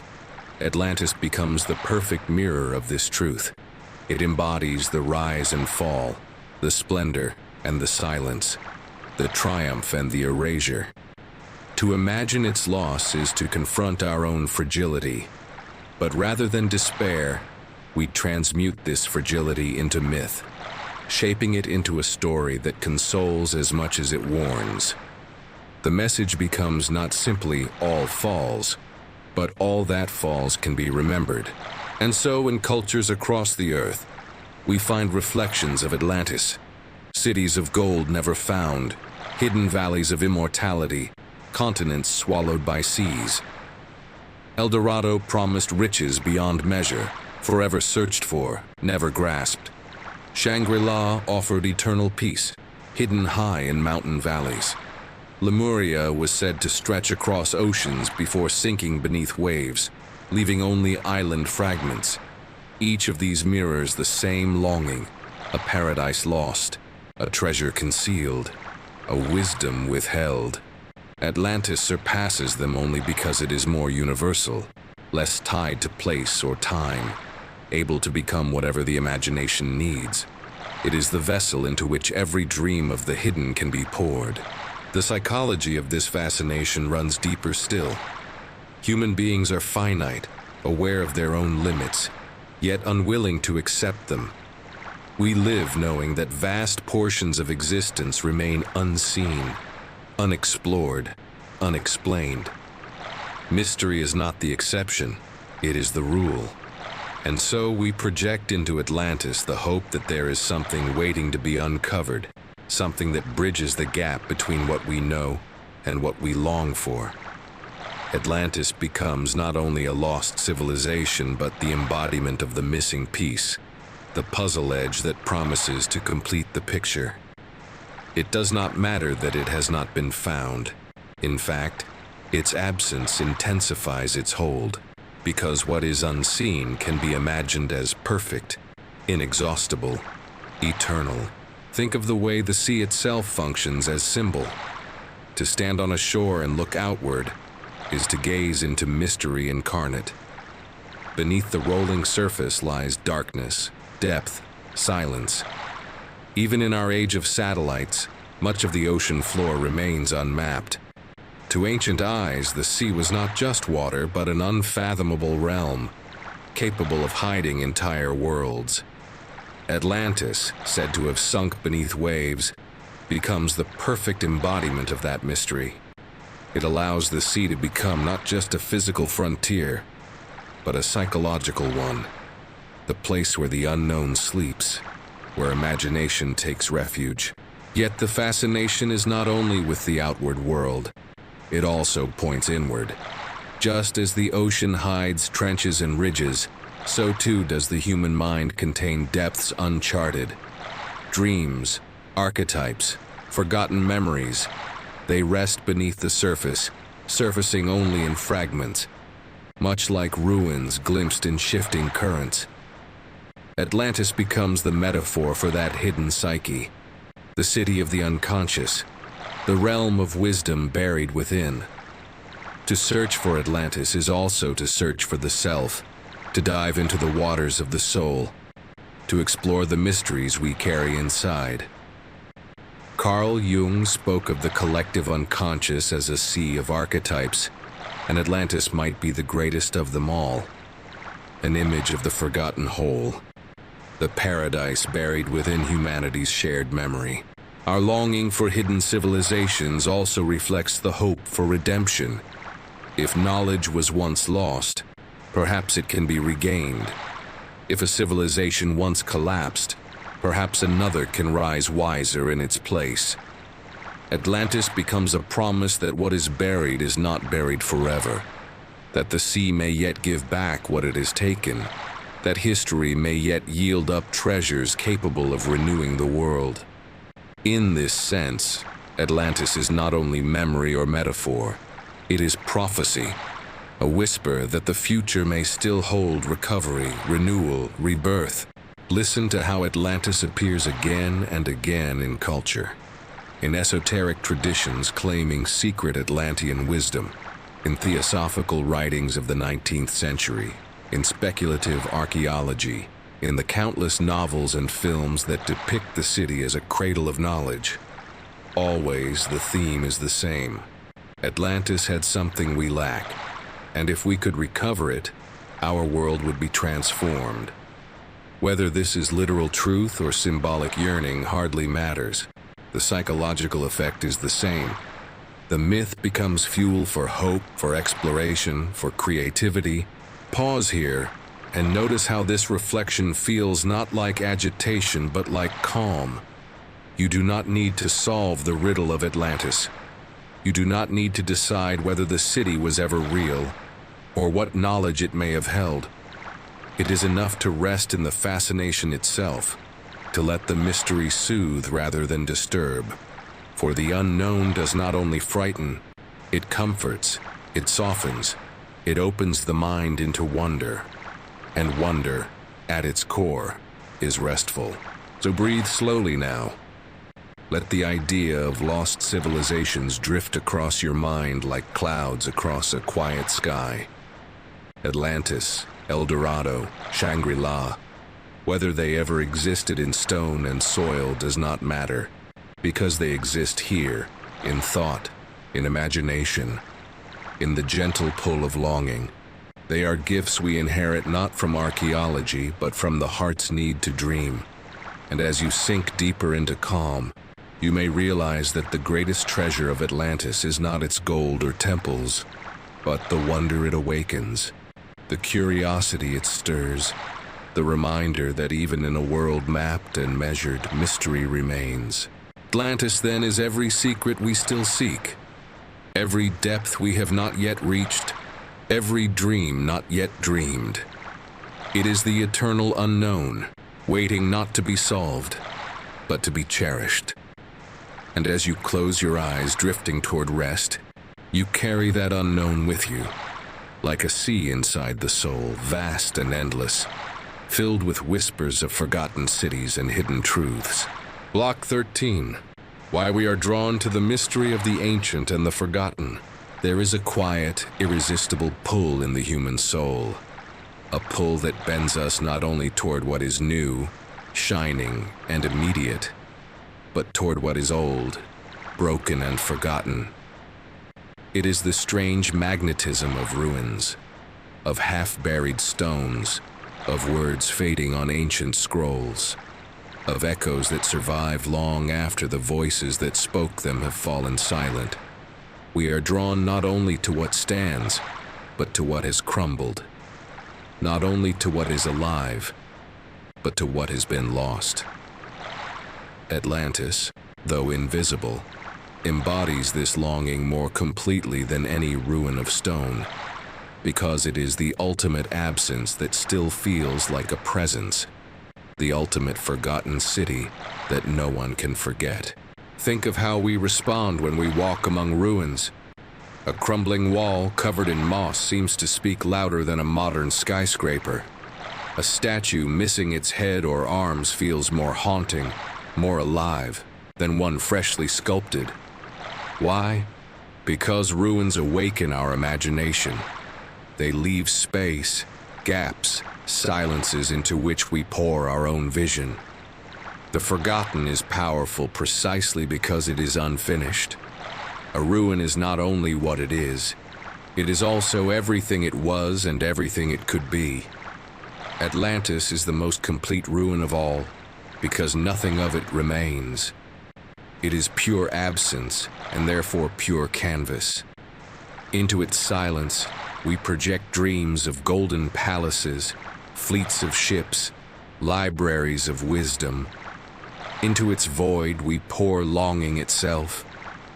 But our attraction to the ancient and the forgotten is not only imaginative, it is existential. Deep within, we know that all we build will eventually be lost. Every empire falls, every monument erodes, every voice fades. The forgotten reminds us of impermanence, of the fact that time spares nothing. And yet, rather than crushing us, this realization awakens awe. To see ruins is to see proof that life once thrived, that others walked here before us, that we are part of a continuum larger than ourselves. Atlantis embodies this awe perfectly, a city so magnificent it rivaled nations, yet gone in a night, swallowed by sea. It humbles us, but it also consoles us, because if even Atlantis could vanish, then our fragility is not shame. It is destiny shared by all. The forgotten also soothes because it reminds us that mystery still exists. In an age of endless measurement, where maps stretch across satellites and data fills machines, we fear that nothing is left unknown. Yet ruins and myths remind us that shadows remain, that silence persists, that questions outnumber answers. Atlantis is the greatest of those shadows. It refuses to be proven, refuses to be erased. It lingers in the space between, the unknown that remains untouched by certainty. And in that refusal, it comforts us because we do not actually crave only answers. We crave mystery too. Mystery gives life depth, gives existence resonance.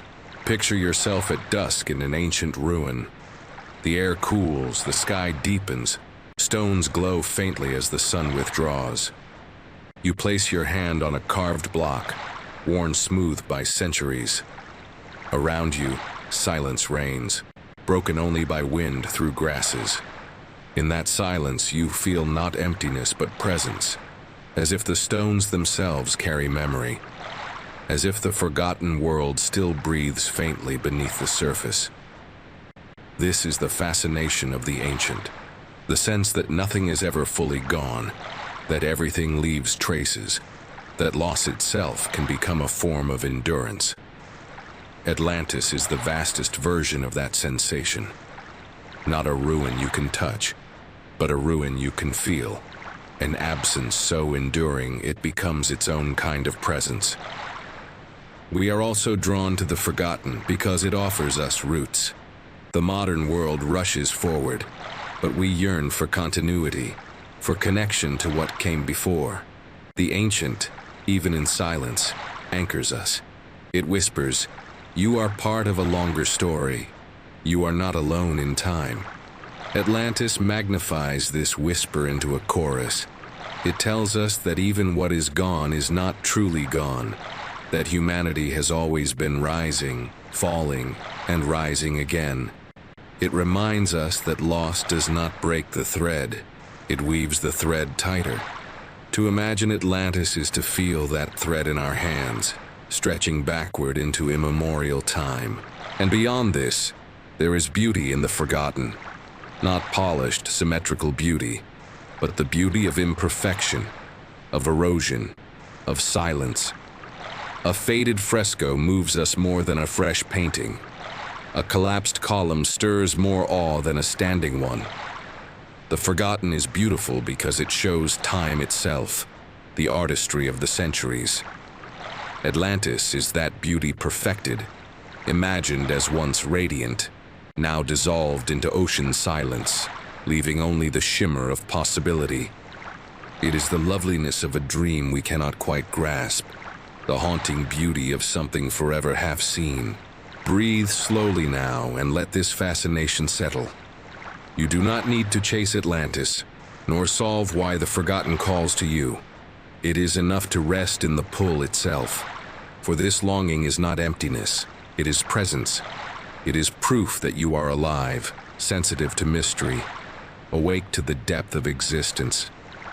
The forgotten tells you that there is more than the present moment, more than what is visible, more than what is measurable. And in that telling, it soothes you, it softens you, it carries you gently, like a tide. Imagine yourself floating through the submerged streets of Atlantis, not in haste, not searching, only drifting.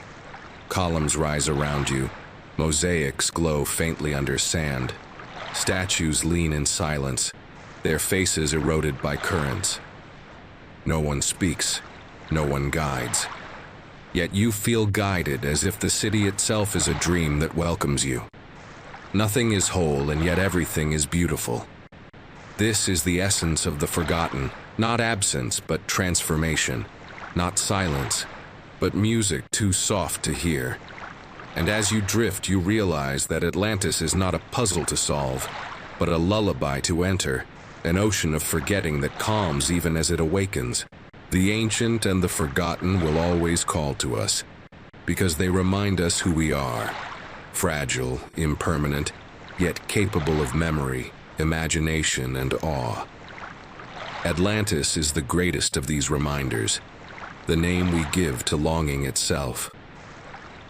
And as you rest now, carried by that name, you may find peace in knowing that the forgotten is never truly gone, that mystery is never truly silent, that Atlantis, though unseen, is always with us, in the sea, in the soul, in the eternal rhythm of curiosity and wonder. Block 14. Conspiracy theories and alternative ideas about Atlantis. Atlantis has never belonged only to scholars or poets. It has also become the playground of speculation, the vessel into which the most daring, eccentric, and imaginative theories have been poured. Because Plato's words left so many gaps, so many silences, they created a space wide enough for every possibility to take root. And into that silence rushed voices of mystics, visionaries, and dreamers who insisted that Atlantis was not merely allegory, nor even only history, but something more, something hidden deliberately, something suppressed, something extraordinary. Over centuries, this has given rise to entire traditions of alternative ideas and conspiracy theories, each painting Atlantis not as what it was, but as what they most desired it to be.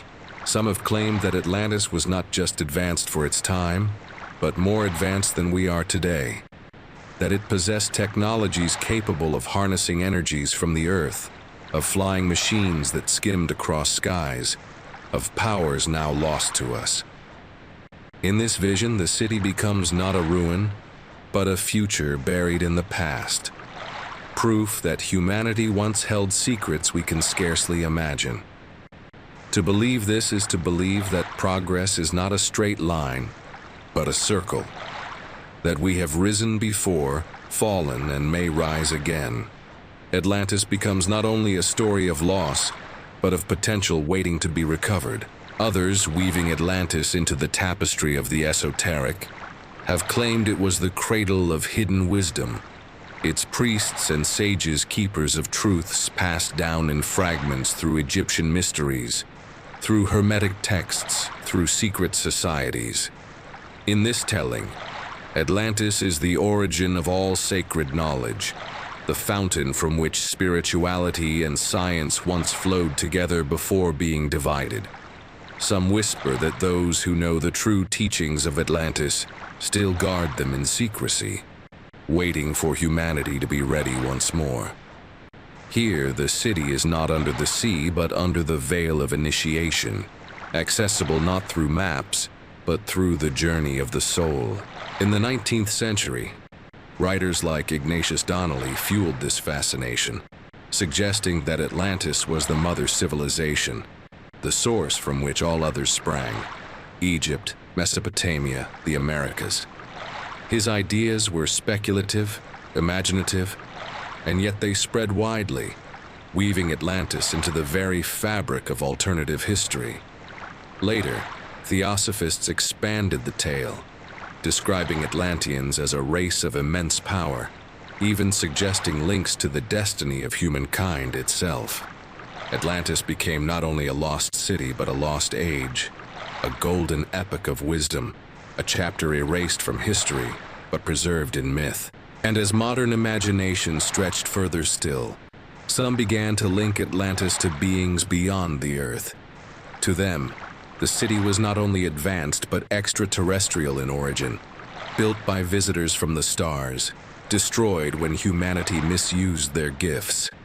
In this vision, Atlantis becomes not only the past but also the cosmos, the bridge between earth and sky, between humanity and the unknown. Such theories, whether believed or dismissed, testify to the way Atlantis awakens not only memory but imagination, not only nostalgia, but yearning for transcendence. There are also those who see Atlantis not as forgotten, but as hidden deliberately. They claim governments or institutions know more than they admit, that discoveries on the ocean floor have been concealed, that the truth of Atlantis is kept from us to preserve control. In this vision, Atlantis becomes not only mystery but suppression, a symbol of the secrets we believe are withheld, the truths buried not by the sea but by power. Whether one believes such claims or not, the psychology remains clear. Atlantis embodies the hunger to believe there is more than we are told, more than we are allowed to know. Pause here and notice how all these theories, however divergent, share the same heartbeat. They all insist that Atlantis is more than absence, more than allegory. They all fill the silence with possibility. For some, it is technology. For others, wisdom. For others still, cosmic connection. Atlantis is the mirror, and into it each gaze reflects its own desire. And yet even these wild theories carry a kind of beauty. They remind us of the vastness of imagination, of the refusal to accept that everything has been explained. They show us that mystery continues to inspire not only caution, but also wonder, not only skepticism, but also creativity. Whether Atlantis was allegory, history, or neither, it has become a stage upon which humanity enacts its deepest longings for power, for knowledge, for transcendence, for freedom.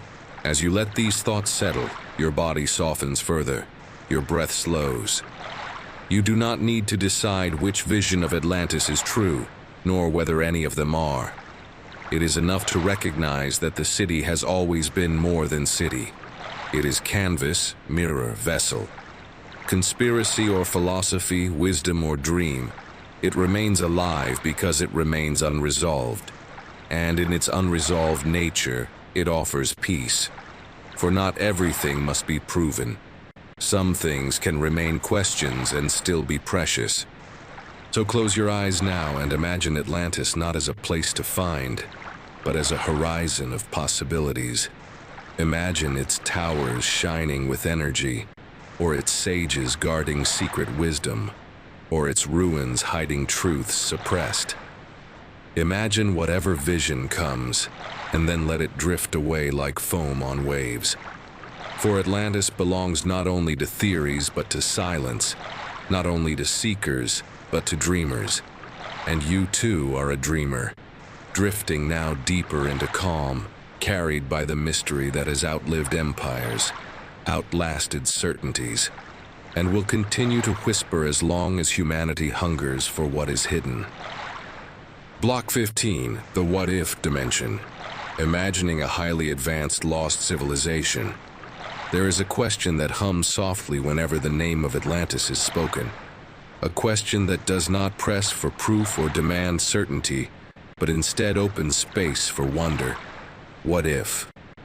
What if a civilization greater than any we know truly once flourished on this earth? What if its knowledge, its beauty, its balance were real, and then, in a single turn of destiny, lost to the sea? The question does not need an answer. Its power lies in the imagining. To imagine Atlantis in this way is to stretch the horizon of what is possible, to lean into the vastness of human potential, to let the dream carry us where history cannot. Close your eyes and picture the city as more than stone. Picture towers that shimmer not with smoke or firelight, but with energies drawn gently from the earth, glowing softly in harmony with the night. Imagine streets flowing with water, clean and pure, guided by channels that glisten like veins, carrying life through every neighborhood. Envision gardens filled with fruits, herbs, and flowers, cultivated not only for sustenance, but for beauty, for healing, for joy. Hear the sound of voices not shouting in haste, but speaking in tones of calm, as if time itself were slower, kinder, gentler here. What if such a civilization truly existed? What if the people of Atlantis had mastered not only the mechanics of survival, but the art of living well, balancing technology with nature, ambition with humility, power with wisdom? What if their libraries contained not only records of stars and seas, but deeper insights into the mind and soul, knowledge of harmony, of healing, of mysteries that we are only beginning to glimpse again? To imagine this is not to pretend we have proof. It is to acknowledge the longing in us for such balance, such wisdom, such possibility. And yet, what if that very greatness was their undoing? Plato wrote that Atlantis fell because of arrogance, because the people who once lived in harmony allowed ambition to consume them, wealth to intoxicate them, pride to blind them. What if this is not only myth but memory, not only allegory but echo? What if the story of Atlantis is also the story of us? That civilizations, no matter how advanced, remain fragile if they lose sight of balance. This what if is not only dream, it is caution, a reminder that progress without humility can collapse into ruin. But there is also hope hidden in the question. For if such a people once rose, then perhaps humanity carries their seeds still. Perhaps what we call invention and discovery are not entirely new, but faint resonances of something once known, buried deep in the collective memory. What if our sudden leaps, our insights, our inspirations, are whispers from that lost time, rising again within us? In this way, Atlantis is not only past but potential, not only lost but waiting, not only fallen but sleeping in our own imagination, ready to awaken whenever we dare to dream. Imagine walking through the imagined streets. The stones beneath your feet are smooth and warm from the sun. Above you, towers rise not in dominance but in elegance, aligned with the constellations, designed to mirror the heavens. Canals shimmer, reflecting the light of a sky that seems closer, clearer, more alive. People move gracefully, their lives filled not with frantic labor but with rhythm, with balance, with purpose. The city breathes as a whole organism, each part connected, each person belonging. It feels less like utopia invented and more like memory remembered, something you cannot prove, yet something that feels strangely familiar, as though your soul has walked there before. The what if expands further. What if Atlantis was not simply one city, but a stage in the cycle of human history? What if progress is not a line, but a circle? Civilizations rising and falling like tides, carrying fragments forward into new ages. What if we are not the first to glimpse the stars, to harness energy, to build vast societies? The ruins we imagine beneath the sea become mirrors of our own towers, our own ambitions, our own fragility. The story becomes prophecy, whispering that we too must tread carefully, for what rises can fall, and what falls can be lost for millennia. And yet, even in the imagining of loss, there is beauty. For if Atlantis fell, it did not vanish entirely. It lives in us, in story, in longing, in the pull we feel when we hear its name. Though what if doesn't need resolution. Its power is in expansion, in the way it enlarges the heart and mind, in the way it lets us see ourselves not as fixed, but as fluid, not as finished, but as unfolding.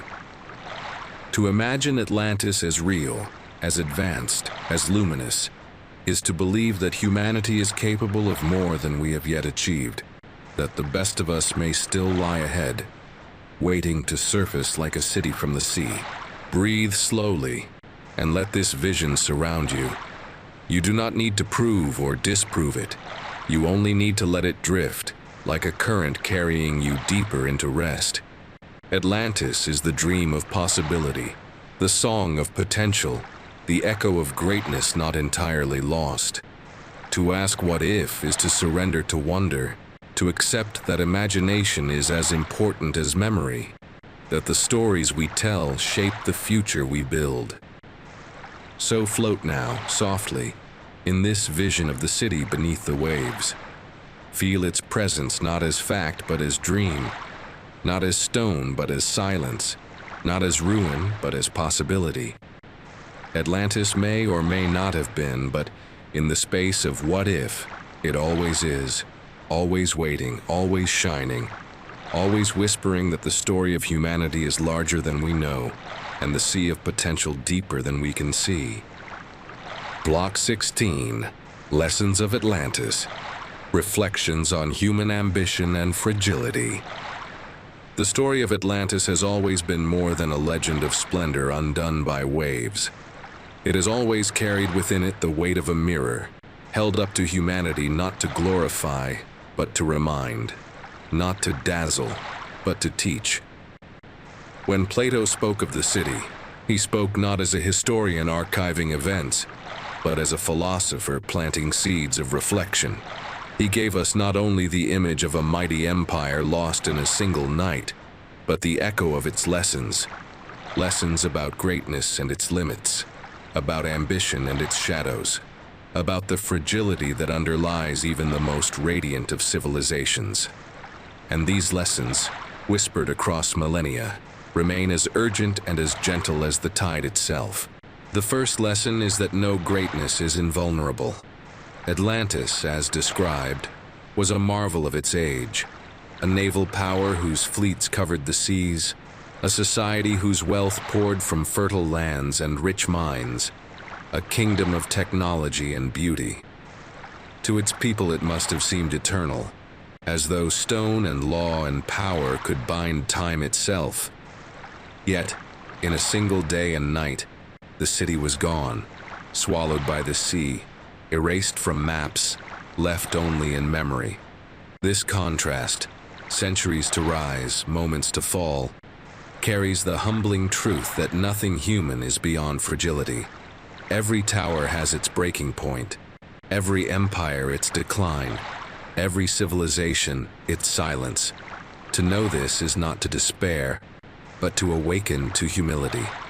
The second lesson is that ambition without humility becomes a fire that consumes.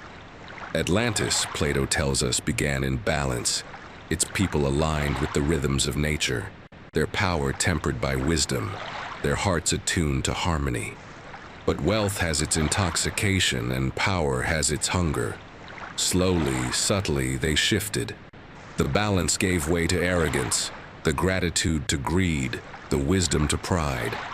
They reached too far, demanded too much, sought not harmony but domination. It was in this turning from reverence to excess that the seeds of their ruin were sown. The lesson is clear. Ambition itself is not danger, but ambition unbound, ambition deaf to humility, becomes the path to collapse. The third lesson is that fragility itself is truth. We are taught to chase permanence, to believe in stability, to build as though stone could last forever. Yet the earth shifts, the sea rises, time erodes. Fragility is not failure, it is the nature of existence. Atlantis embodies this truth in its fall. Its destruction reminds us that even the strongest walls are temporary, even the richest cities impermanent. To accept fragility is not weakness, it is wisdom. It frees us to build with care, to live with balance, to treasure the present without clinging to illusions of eternity. In fragility, there is beauty. The beauty of knowing each moment is precious because it cannot be held forever. The fourth lesson is that memory endures where stone cannot. Though Atlantis fell, it was not lost completely. It lived on in Plato's dialogues, and through them, it has lived in every age since. Palaces may crumble, fleets may sink, but stories remain. And stories carried by memory can outlast empires. The immortality of Atlantis is not in its canals or towers, but in the way its tale has shaped imaginations across centuries. This too is lesson, that what we build in stone may fall, but what we plant in story can live forever. Memory, myth, and meaning can endure where monuments fail. The fifth lesson is that the sea itself is teacher. The ocean does not only swallow, it reminds, it mirrors. To imagine Atlantis lying beneath waves is to see the truth that all things return to silence, that all human striving eventually yields to the greater rhythm of the world. The ocean does not destroy to mock, it destroys to remind us that life itself is fluid, shifting, larger than us. Atlantis becomes less warning of punishment and more song of humility, sung in the language of waves. And finally, perhaps the deepest lesson is that we are not exempt. Atlantis is not only their story, it is ours. Each civilization that rises feels secure, feels permanent, feels untouchable. Each believes its power will endure. Yet the same fragility that undid Atlantis beats in our own age as well. Our towers of steel, our technologies, our empires, all are subject to the same tides.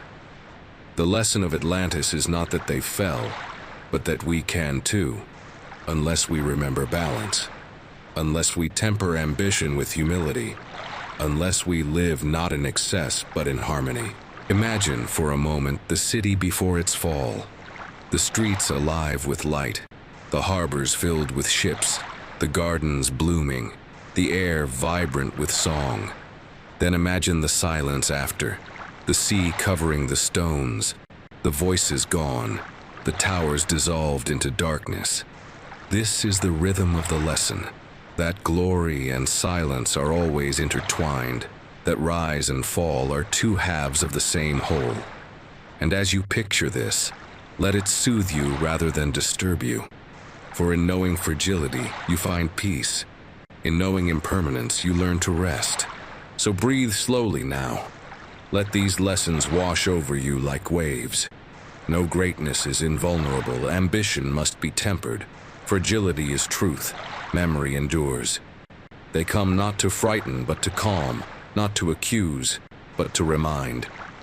Atlantis whispers still, not in stone but in story, not in proof but in presence. Its voice is soft, like surf on a quiet shore, steady, endless, lulling you deeper into stillness. Tonight, as you drift into rest, you need not solve its mystery. It is enough to hear its lessons, enough to let them settle like sand at the bottom of the sea. Atlantis is gone, yet not gone. Its towers may have fallen, but its meaning remains. And in that meaning, you too are carried gently, humbly, peacefully, into deeper waters of calm. Block 17, Atlantis as inspiration. Fuel for exploration and science. Atlantis, though unseen, has never been silent. Across centuries, across continents, across cultures, it has breathed its quiet inspiration into the hearts of those who dared to look beyond the edge of certainty. It has been more than a myth of ruin. It has been a compass of possibility, a lantern in the fog of the unknown, urging humanity always to seek, always to wonder, always to believe that there is more than what meets the eye. Its ruins may never have been found, its stones may remain buried in waves, but its dream has shaped voyages, fueled discoveries, and ignited imagination as surely as any map or chart. Atlantis has been less a destination than a current, moving silently beneath human thought, carrying us toward exploration, science, and wonder. Picture the sailors of the Renaissance, their caravels creaking against the weight of ocean winds, their eyes fixed on horizons where maps ended and uncertainty began. To them, Atlantis was not only allegory but possibility. The sea was vast, and within its expanse anything could sleep. Lands, riches, forgotten kingdoms. Some whispered that perhaps beyond the known coasts lay the remnants of Plato's great island, waiting to rise again. With this whisper, ships left familiar harbors, pushed into the Atlantic, and discovered not Atlantis but entire continents. Yet even in disappointment, the myth served its purpose. It lured them into motion, and motion uncovered worlds. Atlantis was not found, but because it was sought, the globe grew larger, richer, more alive. Centuries turned, and still the legend persisted. The Enlightenment brought reason, science, and skepticism, yet curiosity never dimmed. Scholars debated, philosophers speculated, and visionaries dreamed.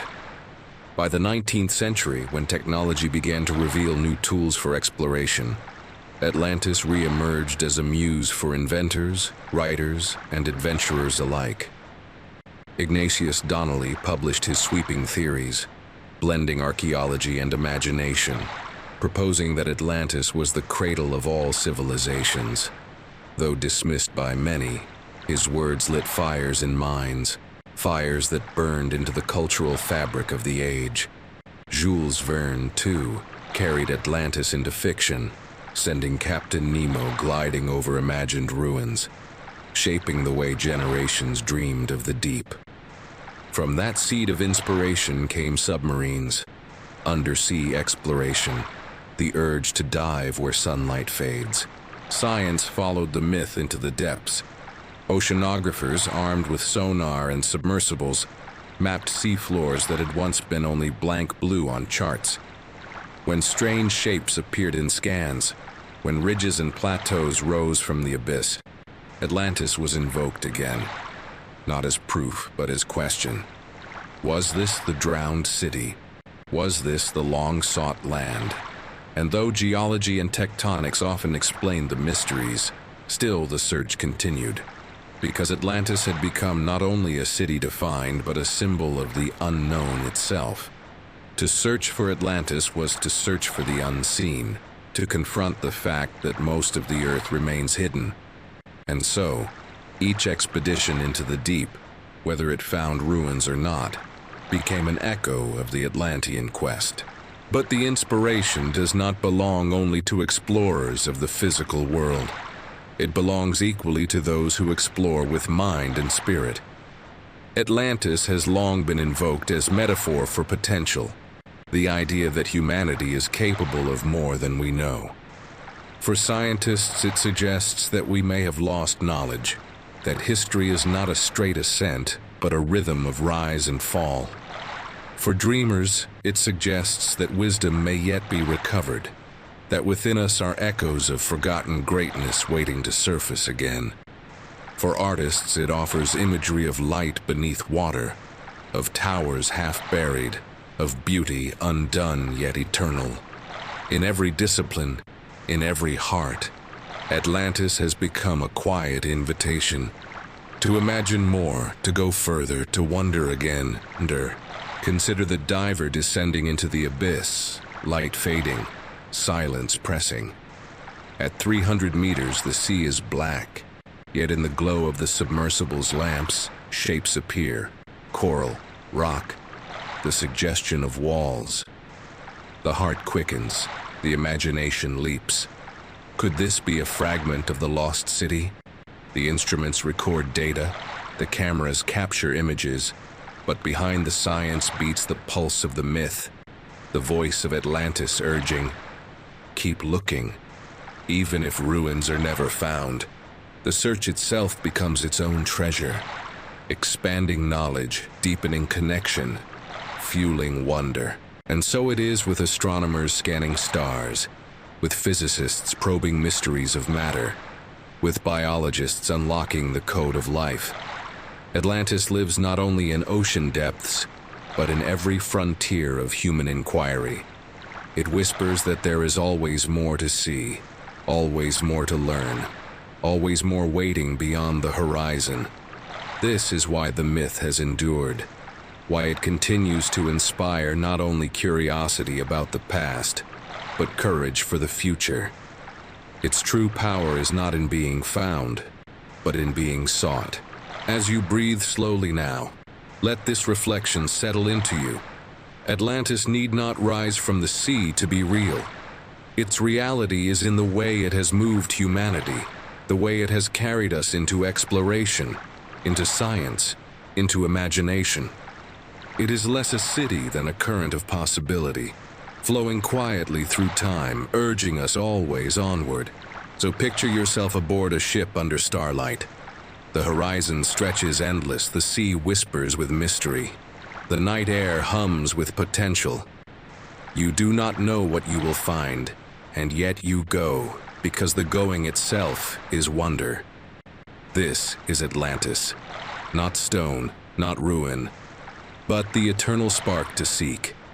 And as you drift now toward sleep, let that spark soften into calm, carrying you not into answers, but into the vast ocean of dreams, where every horizon is still waiting, and every question still shines. Block 18, the eternal question. Will Atlantis ever be found? Since the time Plato first described Atlantis in the dialogues of Timaeus and Critias, one question has echoed like an unending tide. Will it ever be found? The query has lingered in every age, refusing to dissolve, traveling through centuries like a song carried on the wind. It is asked by scholars in their libraries, by sailors watching the horizon, by divers descending into darkness, by dreamers lying awake at night listening to the sound of the sea. Atlantis has become inseparable from this question. It is not only a myth of a lost city, but also the eternal hunger behind the myth, the hope, the longing, the wonder of whether someday, somewhere, the ocean might surrender its secret. Imagine the long history of this search. Picture the Renaissance explorers, their wooden ships creaking under the weight of sails, their maps unfinished, margins filled with drawings of monsters and whispers of unknown lands. For them, Atlantis was not only allegory but possibility. Perhaps beyond the Azores, beyond the Canaries, beyond the horizon where sea met sky, the drowned island waited. With every coastline discovered, every bay mapped, every volcanic island spotted in the Atlantic, hearts quickened. Could this be the remnant of Plato's city? Could these be the mountaintops left behind after the Great Flood? And though they found new lands, they did not find Atlantis. Still, the myth had done its work. It had pushed them outward, it had kept them searching. Move forward centuries, and imagine the archaeologists of the 19th and 20th centuries, crouched over ruins, brushing sand from shattered walls, excavating stones buried in ash. Troy had been rediscovered after centuries of dismissal as myth. Why not Atlantis too? Each discovery of a forgotten city breathed new life into the question. In the volcanic ruins of Santorini, scholars found frescoes of dolphins and lilies preserved in ash, echoes of a world destroyed by eruption. Off the coasts of India, divers found temples swallowed by the sea, their carved steps leading into silence. In these discoveries, Atlantis stirred again, not proven, but suggested, not confirmed, but echoed. If Troy could rise again from legend, perhaps Atlantis might too. Now imagine the modern expeditions. Ships glide across oceans equipped with sonar and satellites, mapping every contour of the seabed. Submersibles descend into trenches, lights piercing darkness, cameras capturing strange shapes. On screens in control rooms, ridges and plateaus appear, sometimes in patterns that seem almost artificial. Rectangles, lines, formations that the mind longs to call walls, streets, canals. Hope flares for a moment. Perhaps this is it. Perhaps the city is here. But then geology explains. Natural ridges, tectonic scars, tricks of the deep. Atlantis slips away once more, remaining hidden, refusing revelation. And so the question persists. Will Atlantis ever be found? It hovers between yes and no, between hope and impossibility. Some believe firmly that one day the ocean will give up its secret, that divers will walk along Atlantean streets, that towers will rise again in the light of discovery. Others believe just as firmly that the city never existed in stone, that it was allegory from the start, that to seek it as ruin is to miss its meaning. But even in disagreement, both sides keep the question alive, for the question is larger than the answer. Perhaps the deeper truth is that Atlantis is powerful precisely because it has not been found. If ruins rose tomorrow from the seabed, if temples were mapped, if inscriptions were read, the mystery would vanish. The myth would become history, the dream would become artifact, and in becoming fixed, it might lose the shimmer that has kept it alive for 2,000 years. Atlantis is more enduring as absence than as presence, more alive as question than as answer. Its elusiveness is its immortality, and yet the longing remains. We imagine divers brushing away sand to reveal columns. We imagine sonar scanning vast plains beneath the Atlantic and tracing the outline of a city. We imagine the sea, reluctant for millennia, finally returning what it once took. These visions may never be fulfilled, but they soothe us, because they remind us that not everything has been discovered, that mysteries still exist, that wonder still breathes in the deep. There is another possibility, one more subtle.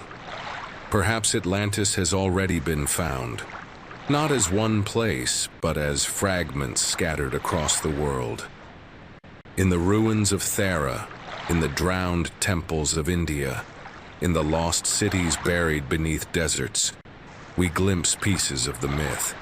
Perhaps Atlantis is not one city, but all cities that have ever fallen, all civilizations that have ever been forgotten, all ruins that have ever been covered by time. In this sense, every discovery of a lost world is a discovery of Atlantis, because Atlantis has become the symbol of all that vanishes, of all that remains hidden until uncovered. Will Atlantis ever be found? The answer is both yes and no. Yes, because each discovery of a forgotten city, each ruin uncovered, each drowned temple reclaimed from silence, is a finding of Atlantis in spirit.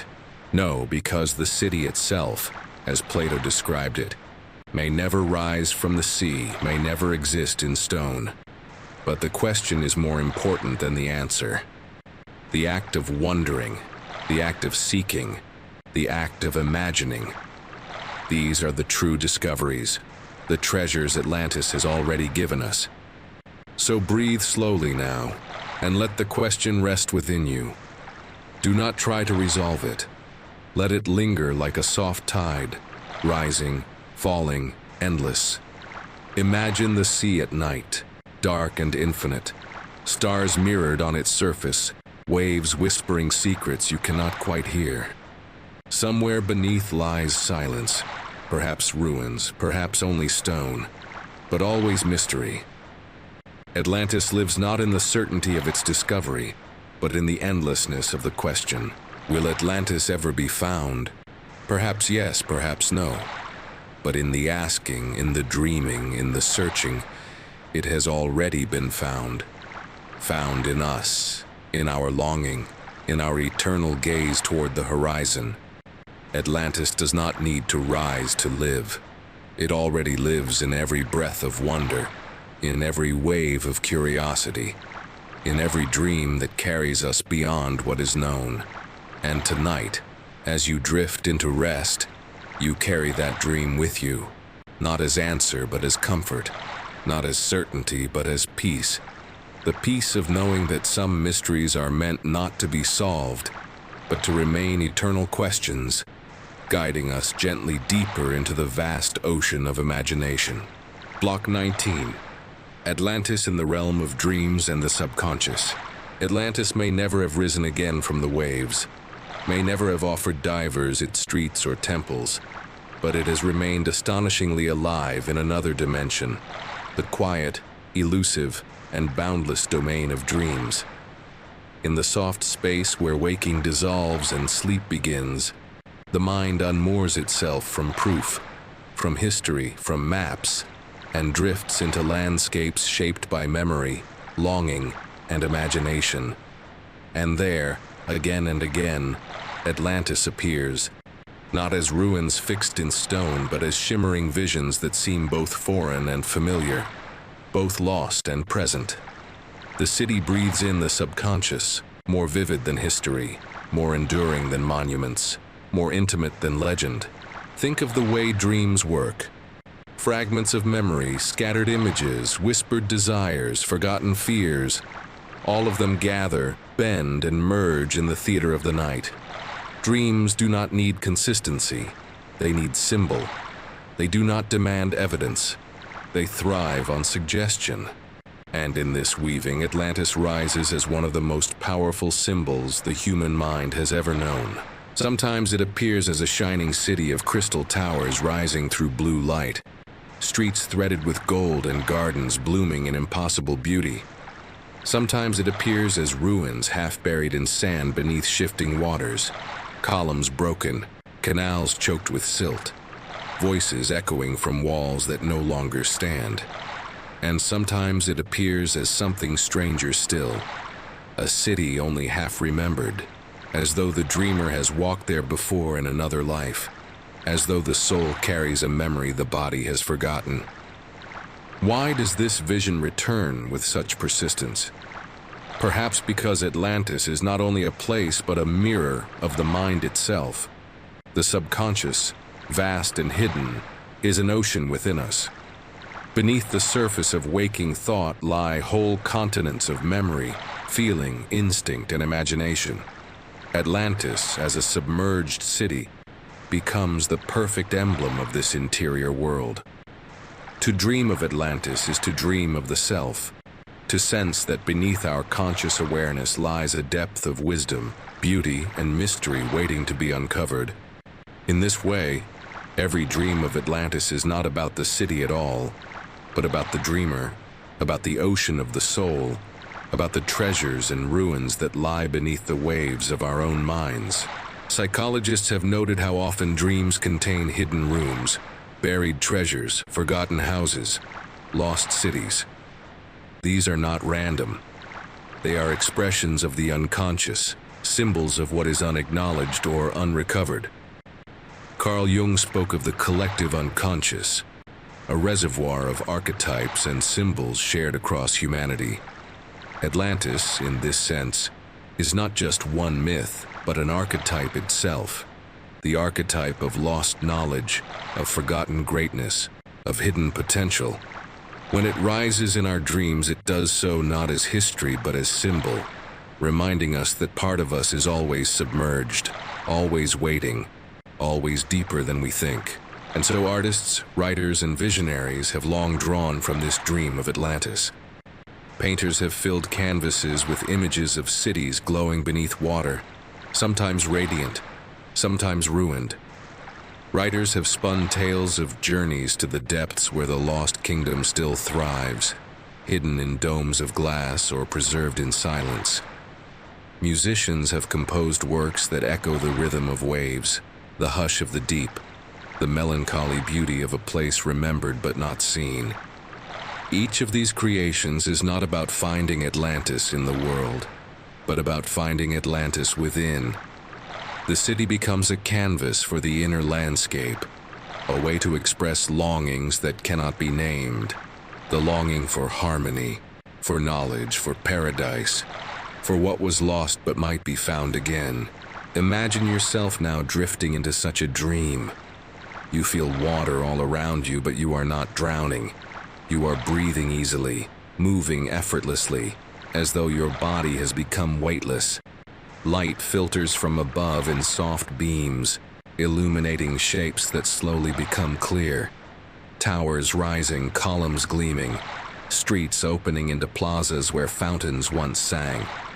You walk, though your footsteps make no sound. You look, though your eyes seem to see more than sight should allow.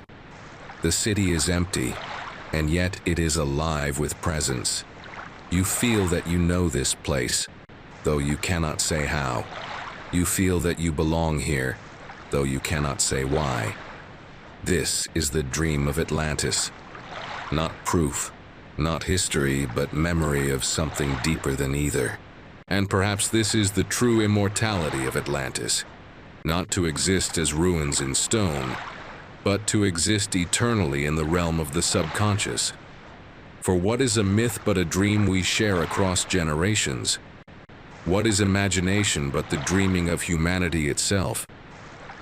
Atlantis has become less a city and more a symbol of the hidden, the forgotten, the unspoken.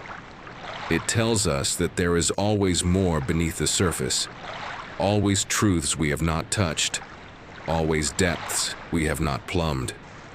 It comforts us with the thought that even what is lost is not gone, that even what is hidden continues to live in silence, in story, in the soft glow of dream. So breathe deeply now, and let Atlantis rise in you. Do not try to seize it, do not try to hold it, for like all dreams it dissolves when grasped. Instead, let it shimmer in the distance. Let it glow softly in the water of the mind. Let it call you deeper into rest. You will walk its streets not with your body, but with your soul. You will hear its silence not with your ears, but with your heart. And as you do, you will feel what countless dreamers before you have felt. That Atlantis is not lost, but waiting, not gone, but alive, not a ruin, but a presence eternal in the waves of the subconscious. Block 20, Atlantis as eternal presence and closing reflection.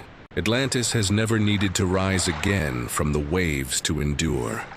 Its stones may lie broken, or may never have existed at all, but its presence has never faded. It lives not as a ruin, but as a rhythm. Not as an island, but as an idea. Not as certainty, but as echo. Across centuries it has flowed quietly through the currents of human thought, appearing in myths, in voyages, in art, in science, in the hidden architecture of our dreams. Atlantis has endured not because it can be found, but because it refuses to be lost. It is not bound to place, but to presence. Not tied to maps, but to memory. And in this presence it has become eternal, living within us as surely as the sea surrounds the earth. Imagine the city now, not as you would with eyes open, but as you would with eyes closed, drifting toward rest. The ocean lies calm above it, waves folding endlessly into waves, moonlight tracing silver across the surface. Beneath that calm, in silence deeper than words, the city glimmers faintly. Towers rise not in defiance, but in peace, their edges softened by centuries of water. Plazas stretch, empty yet alive, filled not with voices but with echoes. Canals run still, carrying no ships, only the memory of currents. And in that silence you feel not absence, but presence. The presence of something greater than proof, greater than stone, greater than time.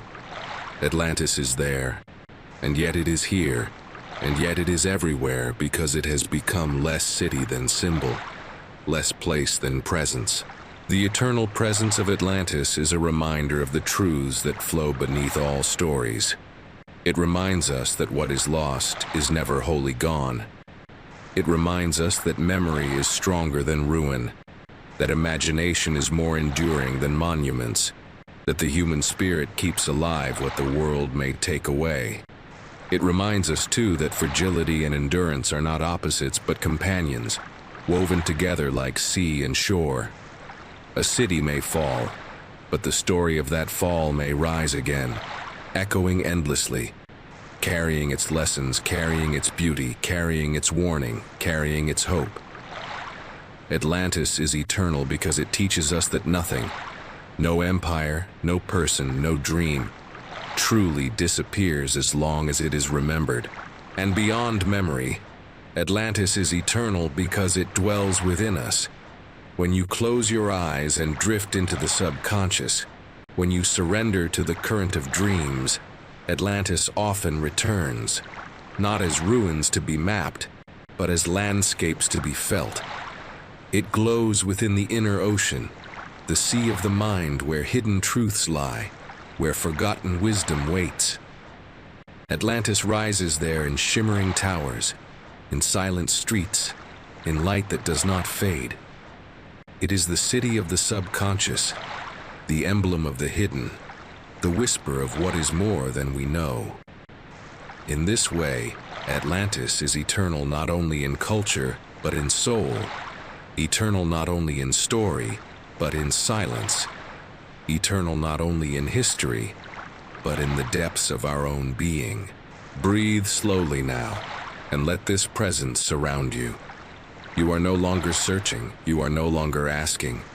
You are simply drifting, carried by the same tide that has carried the story of Atlantis for millennia.